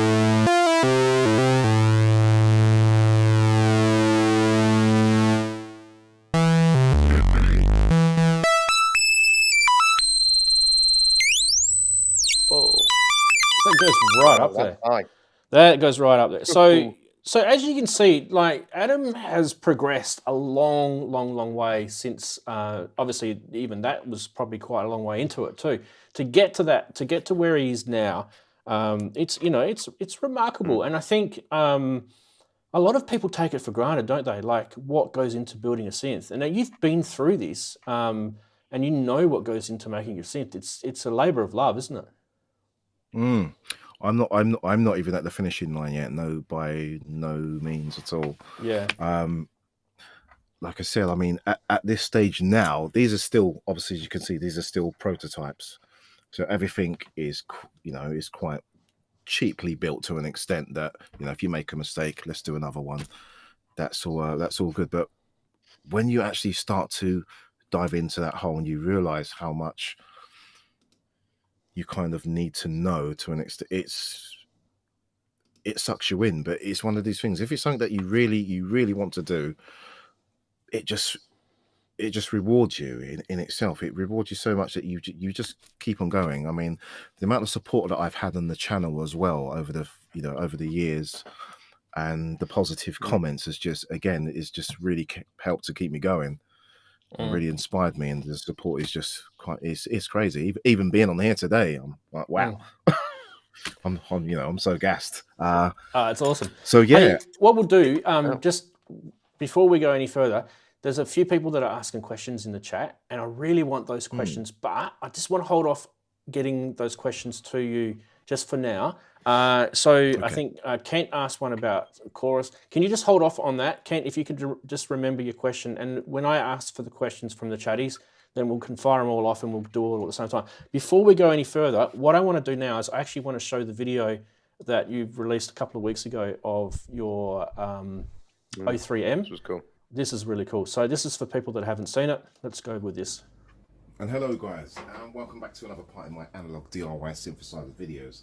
Today I'm going to be doing just another patch demo video for this unit over here, which is the Ad-Vantage 03. This was the unit which I did the last patch demo video. This is the Ad-Vantage 02. So yeah, so I'm basically just going to be giving you a bit of a part two, just to kind of show you, give you more broad scope of this synthesizer's sound capabilities. And for all those who are a little bit new to the channel, these units are monophonic analog synthesizers modules with no keyboards. What I'm going to be doing today is in this video, I'm going to be using the KeyStep Pro, but via MIDI, just for the keyboard range. I'm going to be using the Juno 2 as the controller. And yeah, I just love that pitch bend, and I really can't get on with the ribbons in the KeyStep, to be honest with you. Great sequence of that. Okay, anyway, I feel your pain. without further ado, I'll catch you on the other side, people. Sorry, Here we go. We're all with you on those.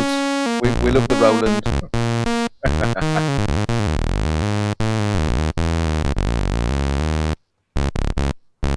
This is so good sounding.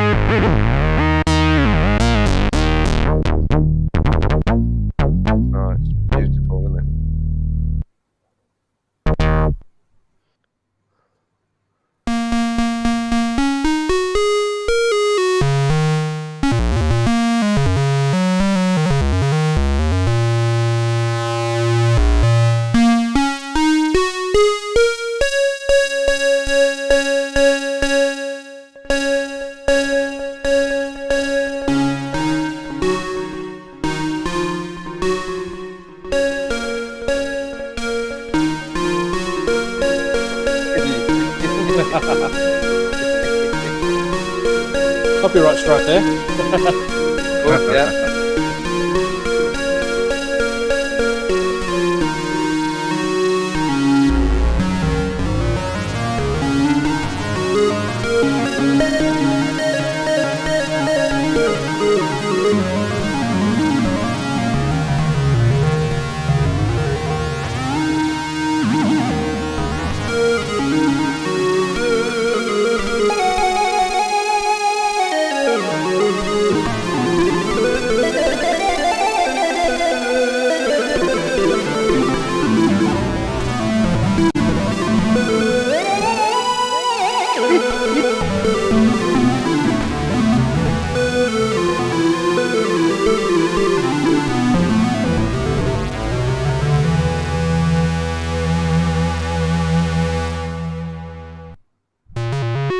Proper.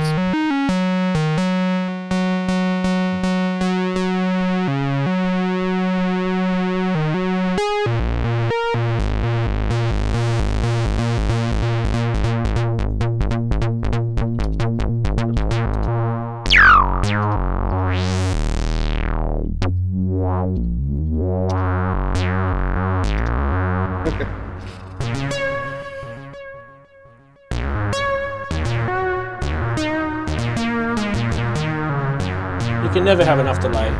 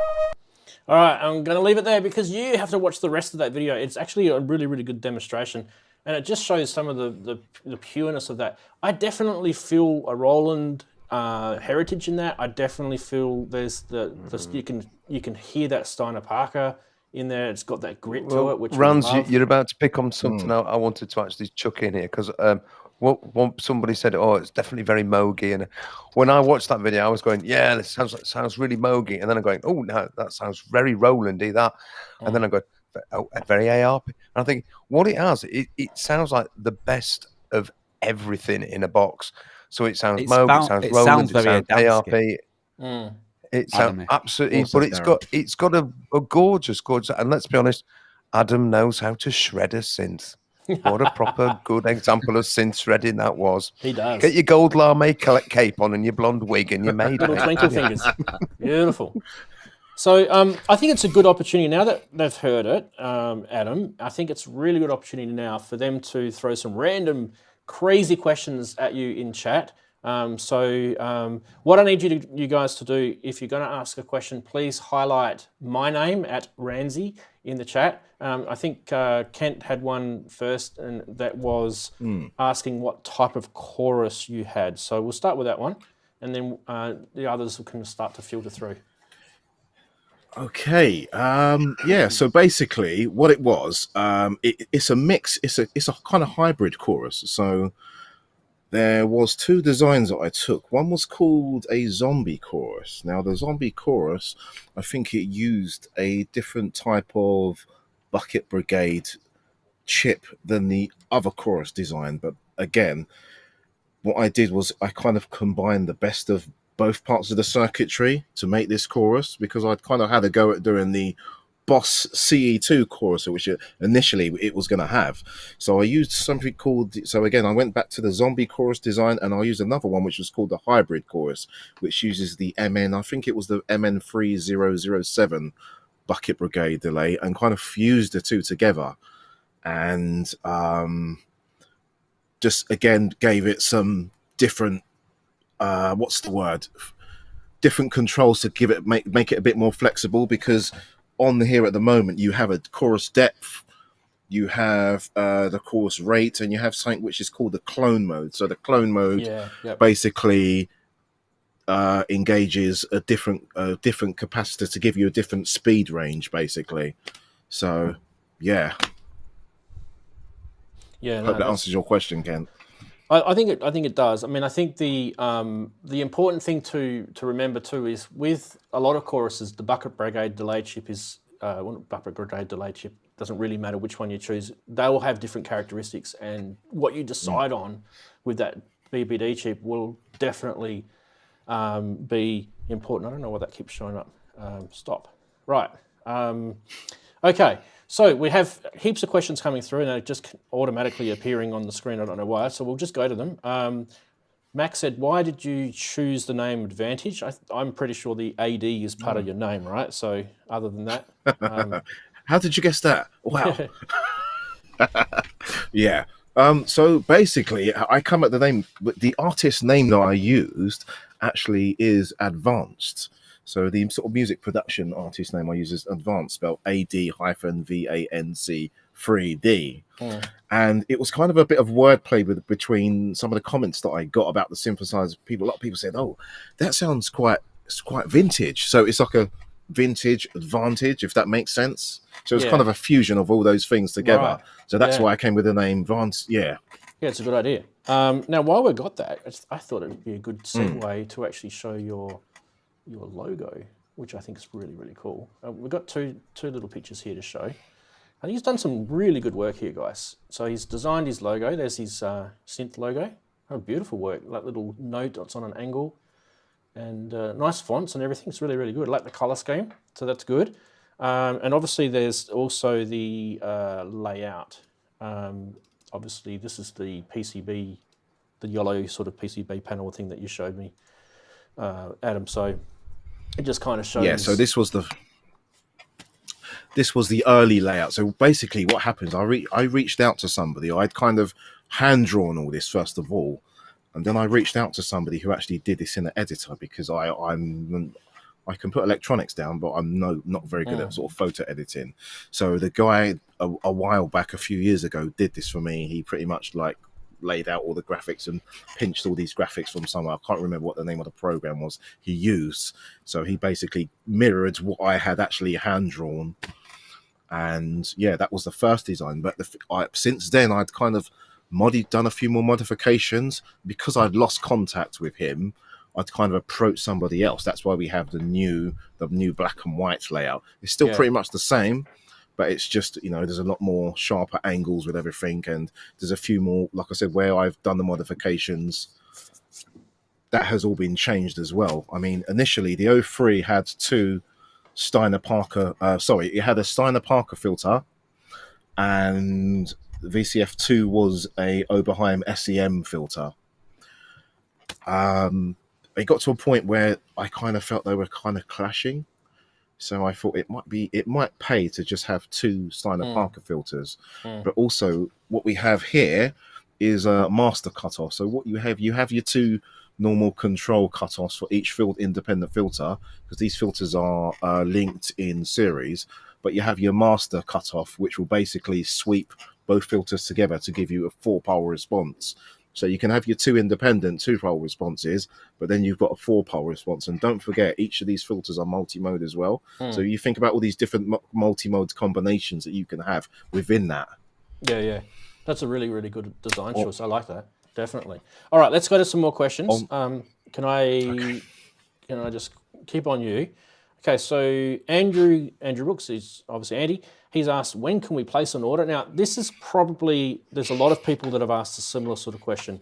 So have you thought of crowdsourcing this? Was Sasquatch kind of along the same sort of lines? Crowdfunding, crowdsourcing. What's your sort of plans with this along those sort of questions to buying it, selling it commercially? Okay. Like I said, when I first started the building these were kind of just supposed to be one-offs that I kind of thought, well, I'd just like to have a go at building these for myself for my own music productions, and I've kind of really picked up a lot. There's been a lot of people who have asked, would I actually think about making them commercially available? And it's kind of pushed me to a point where I kind of think it'll be a shame to see these just be completely one-offs and just fade into the distance. Do you know, that would be my absolute dream to bring these to people. The thing is, I'm not I can do the building, I can do the design. I'm not really a business person. Yeah. So I think I need to try and make these connections and try and reach out to people who may be able to sort of advise me and point me in the right direction. I mean, I've approached a few companies. I'm not going to say the names here right now, who are quite well-established synth making companies, and they've kind of come back to me with a few offers which have been a little bit like, not quite what I was wanting, to be fair, and it kind of gets me a little bit sidelined. So. Yeah, it's a bit of a minefield. Different world out there, isn't it? So knowing kind of what all that's about. Yeah, look, keep yourself real. This is the advice I can give you, because I've obviously dealt with a lot of beta testing and stuff for companies. Keep it real to yourself. Like, you know where you want to go with this. Don't let anything sort of take you down a different track. You know where you want to go with it, and just make sure that you keep those things really tight to what your belief is. And I think you'll find maybe someone in the commercial world that will probably fit beautifully into that, and that'll happen for you. Just keep true. Right, we've got more. Let's do more. Okay, we also have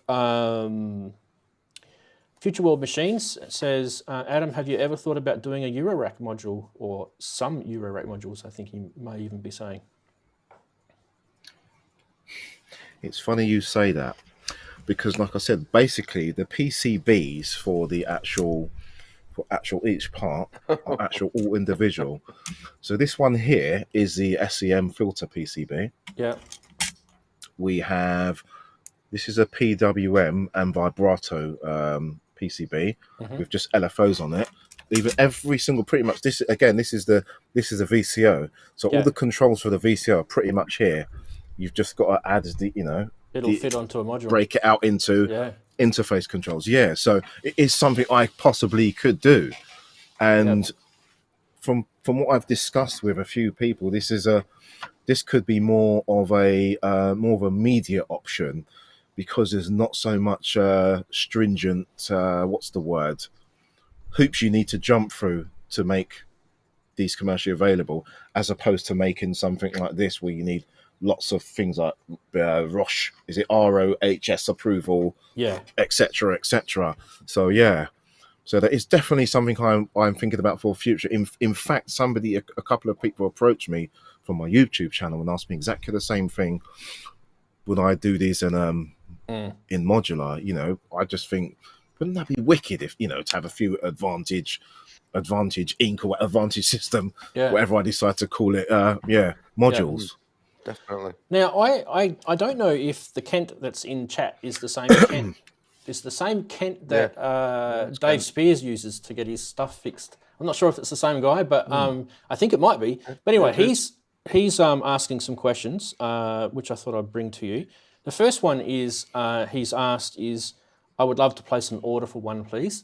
That's not really a question, but you've got someone you can sell it to there. He's also said give him a call, maybe he can help, and I guess that's with the commercial stuff. So, look, we'll get some way of. Obviously, we've linked. I'll link Adam's YouTube channel again in the chat, and you can contact him that way. He's also in the chat too. So, There's a way. There is a way. Synth Addict, who's Andy, he's also the guy that provided all the beautiful price watch segment to us. He's said, this synth is great and is quite a chameleon. But if he had to start over, what would he change, add or remove, and why? Oh, that's a good question. Oh, okay. So knowing what you know now, if you had to start over. Yeah. If I had to start over, do you know what? I can, even though I've been put on the spot, I can honestly say nothing really, apart from maybe the size. That's about it. Not, but, you know, it's... When I try and think, would there be anything more I would like to add to it? I really can't think of anything. I mean, there's so much going on in here. I mean, I haven't even touched on the FM side of this synthesizer yet. Yep. Yeah. Like I said, the cross modulation. It's just this. When I think about it, there's actually so much going on. So I don't really know. If I was just, like I said, if I was to start again, I think I've pretty much got everything how I've wanted it from starting and making so many mistakes and knowing, okay, let's not try that, and what sounds good and what actually doesn't sound good. So yeah. Yeah. Max suggested Pusherman Productions, which is like a for the Eurorack stuff. Might be something for you to check out. Like the Plum Audio, that sort of stuff that you see. Go check it out anyway. It's good. I think that's definitely a good tip there. Was there any more questions? Okay, so Suzanne Aston in chat has said, there is a community about to explode with desire for your instrument, Adam. Would you consider crowdfunding? So that was a crowdfunding question again. I think we probably didn't really answer that, did we? So maybe like a Kickstarter or a that sort of thing? Yeah, again, that is something that has been suggested to me in the past. There's a few, There's a few positives and negatives. That are to be considered with that as well. But I definitely would. That's definitely something which I have put into the consideration pot to do crowdfunding, because I just can potentially see quite a big market for it should it come to the commercial table. And I think it would do quite well. But it's one of these things, and then when you think about how much how many instruments now and how much is being pushed out these days, the market is kind of flooded. But I think what I bring is quite a quirky and quite a unique angle to the sounds of these synthesizers. And if you know the form, I mean, the only thing I think may need a big revision is possibly the size, the form factor. Yeah.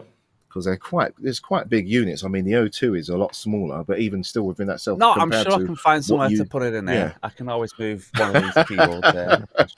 Actually, the size of it might be just an advantage. To be honest, pardon the pun there. Sometimes things are too small. We know that a lot of things have gone small. So why not actually have something which is actually it's a bloody big thing. That's and that's its thing. Hey, I'll swap you one of my yellow things. What you're saying? Shut up, Darren. Behave yourself, Darren.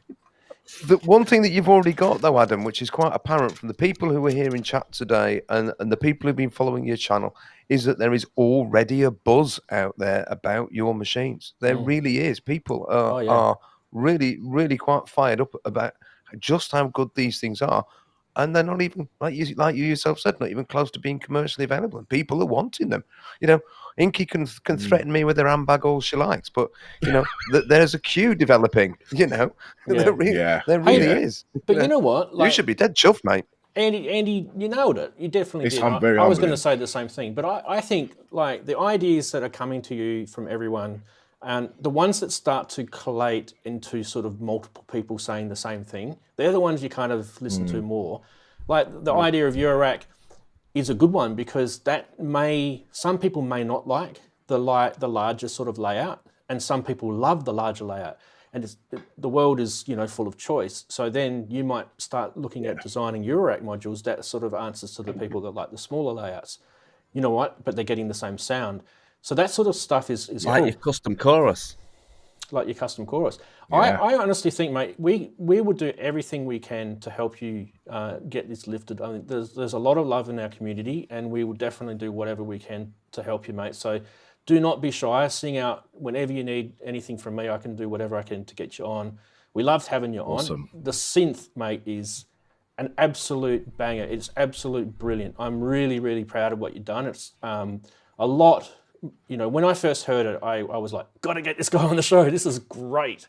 And it wasn't just because it's content for my channel, none of that crap. It's actually really, really, like, this is real. This is really good. Like, my ears are thinking, wow. And I heard that through a YouTube video. What is it going to sound like in real life? It's going to be insane, that synth. Yep.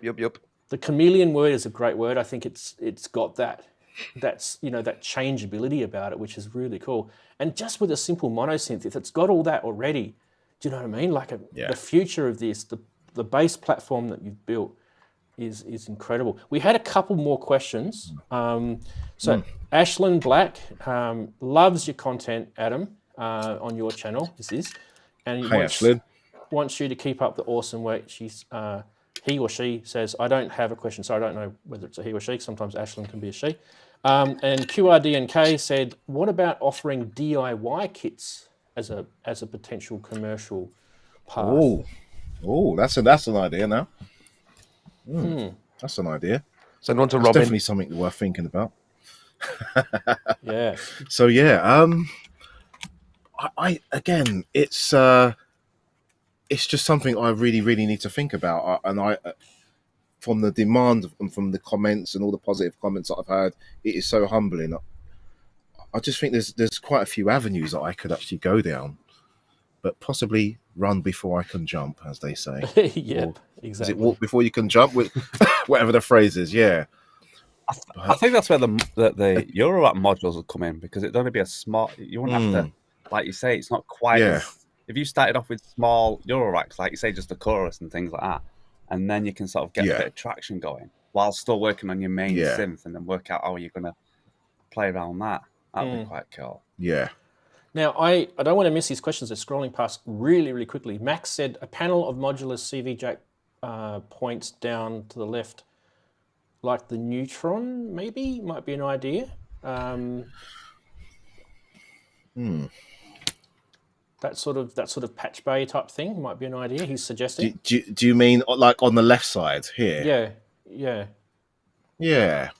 I suppose, but or across the top.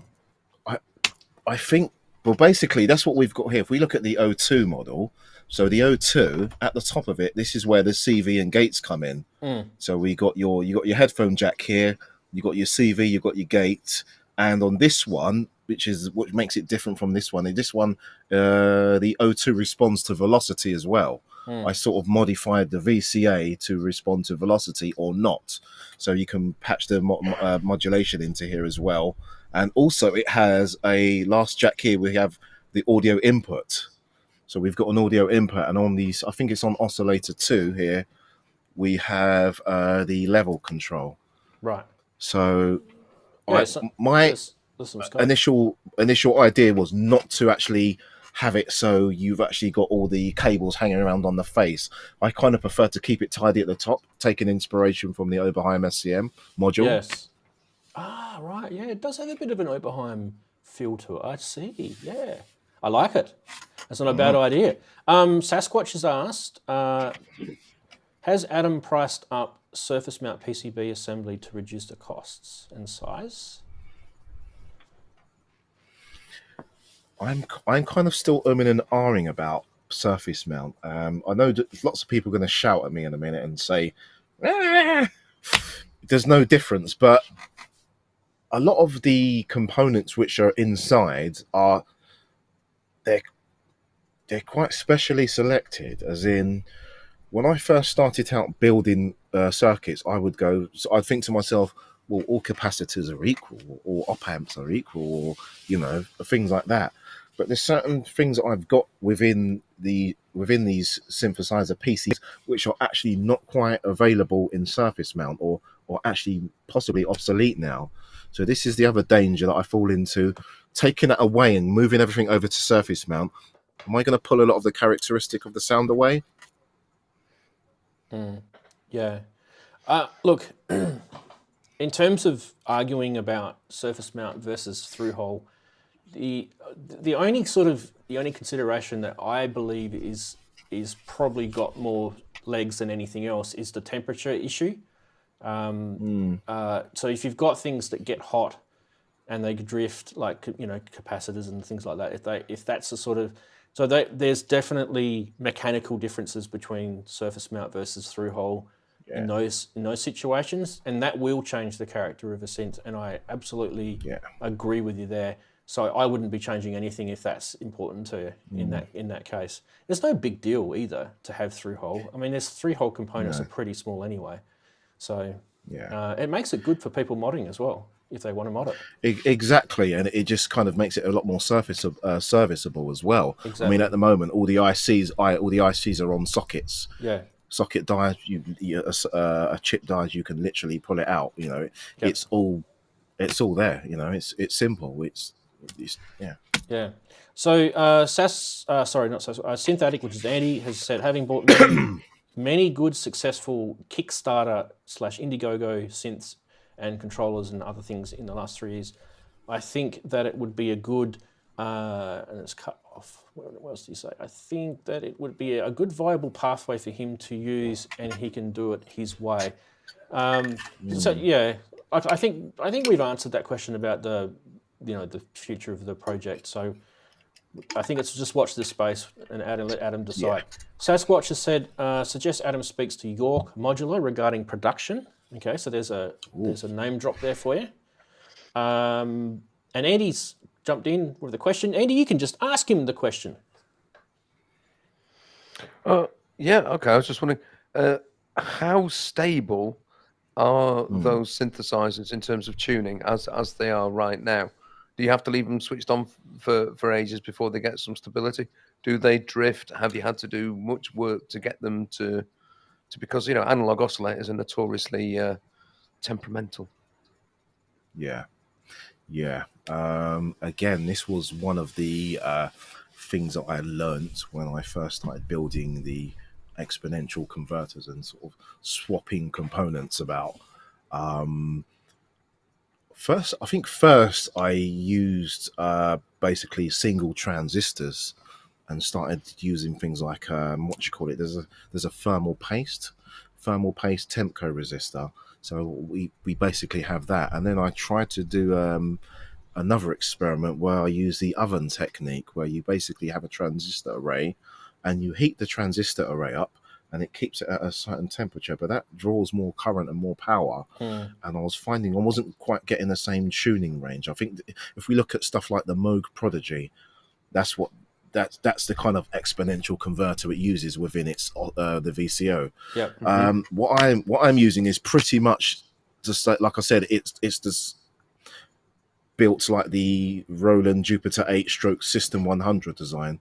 So we have but rather than having a transistor array, I have a specially sourced. It's quite a precision dual NPN transistors. With mounted to a temp coat. I mean, the stability is really solid. I mean, I've had these switched on for hours and I've done tests, and they stayed pretty much very, very, very solid. You get a little bit of drift. Good. You have to tune them every so often, but it is wow. Yeah, you want a little bit of drift, don't you? Yeah, that's where you get. That's basically where you kind of get where you get those little discrepancies. That gives you your fat. It gives you your fatness. You get too much precision. It's you can hear that magic disappear. Yeah. The other thing too is the with the System 100 / Jupiter / that sort of era of Roland oscillators. There are subtle differences between them too. By the way, they had a thing where they had a heating curve or a tuning curve, if you want to call it, where they become stable, and you'd know this, by mucking around with yours. So there'd be a point where you turn it straight on cold, and it would take a little while for it to get to that sort of stable. Yeah. Now, what they would do from there is they would pretty much stay like reliably at that point, as long as you kept it turned on. The moment that you turned it off and turned it back on again, it would go through that that sort of exactly that. tuning Exactly stage. that. Mm. So it was a good choice of yours to use the Roland idea, design of the VCO. Not saying that some of the other VCOs out there aren't as good, because ARP were probably one of the first VCOs on the market that actually solved the heating tuning issue in the early days, because a lot of the Moog stuff before that were notorious for going out of tune. It's who knows where Roland got their ideas from? You don't, everyone borrows and steals and. Yeah, exactly. Well, like I said, when I started looking through a lot of the designs of certain things, like start with the VCOs, even envelopes. There's just a lot of the designs are so similar. There's a lot of different designs, but when you start to look at certain points on the circuits, there's so many similarities, and you think, well, a lot of this must be taken from someone's basic idea, and a lot of people has expanded it. Obviously how Bob Moog invented the 1 volt per octave system and the 1 volt per octave circuitry. I hope I'm right on that. But a lot of what I see is basically people taking that design, that topology, and basically just expanding on it for, adapting it to their systems. Yeah. And that's, we're talking 50 years of electronics, that we just take for granted today happening. There has not been a hell of a lot of change, shall I say, in the analog world. Yeah. Yep. I mean, the obvious thing that a lot of people don't realize is you can actually sit there behind a computer and program a digital synth without touching a soldering iron. And when you start working with analog, you've got to touch a soldering iron. You've got to understand how circuits work. You've got to understand the logic of electronic voltage flow. There's a lot behind it. And, Adam's nodding his head. He's like, I've got the burns on my fingers. I've got the pain. I was just about to say that. That's one very important thing you need to do. You have to get burnt, never to do that again. Absolutely, mate. Absolutely. Well, it's been an absolute brilliant show. I've enjoyed this. Just, it's hard for me. I've got to host everything, but I've really enjoyed this. Probably, I'd have to say up there with one of my favourite shows. Having you on, Adam, it's been absolutely fantastic. And the chatties have been singing a lot of praises towards you. I'll just give you a quick. The chat's been really busy tonight, which is a good sign. Usually, when the chat's busy, it means that they're enjoying it too. Don't forget in chat, if you guys are in chat, you have already, I know, but some of you haven't yet. Send Adam a lot of love. Don't forget to go to his channel, subscribe, do all that sort of stuff. It's a little thing you can do just to sort of give him a bit of love your way. And a lot of you guys already know him anyway, so obviously you've already done that. But absolutely fantastic.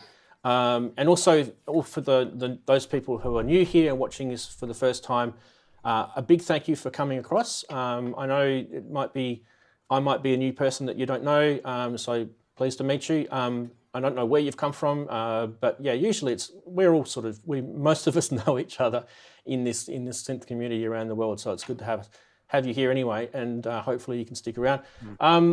Adam, anything you want to sort of add just while we got you about the future? I know we talked about the commercial side of stuff. What else can you add that we haven't covered? Just nothing much, really, to be honest with you. I think we've pretty much gone through everything that's needed to be said. All the advice that everyone's given me, all the support everyone's given me on the channel over the years. The only way is up, really, isn't it? Yeah, absolutely. That's the way I see it. Is the only way is up, and let's get it on. Yeah. I've just linked your channel again, just in the chat for those who have forgotten. There it is there, so just make sure you click on it and click subscribe. Yeah, look, mate, I honestly, there's a lot of people here that would love to help you however we can. So yeah, use us and abuse us, that's what I say. I'll be on you like an octopus, trust me. Yeah. And like I say, you're definitely welcome back. It's actually good because you've made stuff. You actually now understand the pain that goes behind synths, and when we're looking at products and these big commercial companies releasing products, your opinion actually is a good one to get, because you know what goes into stuff. So you can say, oh, hang on guys, don't knock them just yet, because you got to understand the process to get this sort of product to market. Yeah, it's good, and you're doing that journey now. It's like I said, it's such a rewarding journey. Like you've already said, I think today we take things for granted so much. I mean, things are so disposable, things are so throwaway. Everything changes fast. Before you blink, the new technology's out. But I think we kind of need to step back and breathe a little bit and say, right, let's try and make the most of what we actually do have, and don't always try and want what we don't have. Try and make the most of what. Do you know what I mean? Absolutely. Yeah. Wisdom. Unless it's an Adam synth, then we want one. Yeah, we do. It's going to be in yellow just for you, Darren. Yeah, a park. I was going to say that, Adam. You definitely need to resurrect that yellow faceplate, or else Darren won't buy one. So, yeah. You guys are suckers. Those TD3s are going to be 88 yellow. Yeah. It's all yellow. Yeah. Oh, sorry. Get a copyright strike again. Who remembers? Was it the sledge? Was it the sledge tip that was? Yes, it was. Yeah, definitely. Sledge, yeah. I did a meme about that. I did a meme about that years ago. The sledge. Just a bit more. Awesome. Need more room than that. Here we go. Oh, here we go. I'm actually thinking, Darren, you need to start going purple. I think Inky would approve of this. Pink and purple. I mean, that's where you need to head next. Yes. Nope. Big love and shout to Inky, Yeah. who has been hassling me for so long. Bless her. Yeah, she's awesome. When it comes, I'll definitely let you know. You're definitely in the queue. Adam, please, no, please don't tell her that she's first in the queue. Please do not tell Inky that she's first in the queue, because we are never ever going to hear the bloody end of it if you do. Right? No, Adam, she'll make you drive to Cornwall. She'll make you drive all the way down there. I know how long that drive is. I know how the A33 is. It's not a very nice road either. It's not a very forgiving road. No. Well, I think we'll wrap the show up. We've been streaming for about over 2 hours now. Wow, we could talk the head off a horse. Okay, so quick goodbye from you, Darren. Quick plug for your track. I think you mentioned something at the start. It's one of my tomorrow. First ever track, I think. Well, the first ever track I can find on any of my hard drives. I'm just tweaking it just to finish it off, but it's down. I'd say it's more down Adams Street. Bit breakbeaty, very minimal, but it was my first track, so yeah. Awesome. I'll have a good one.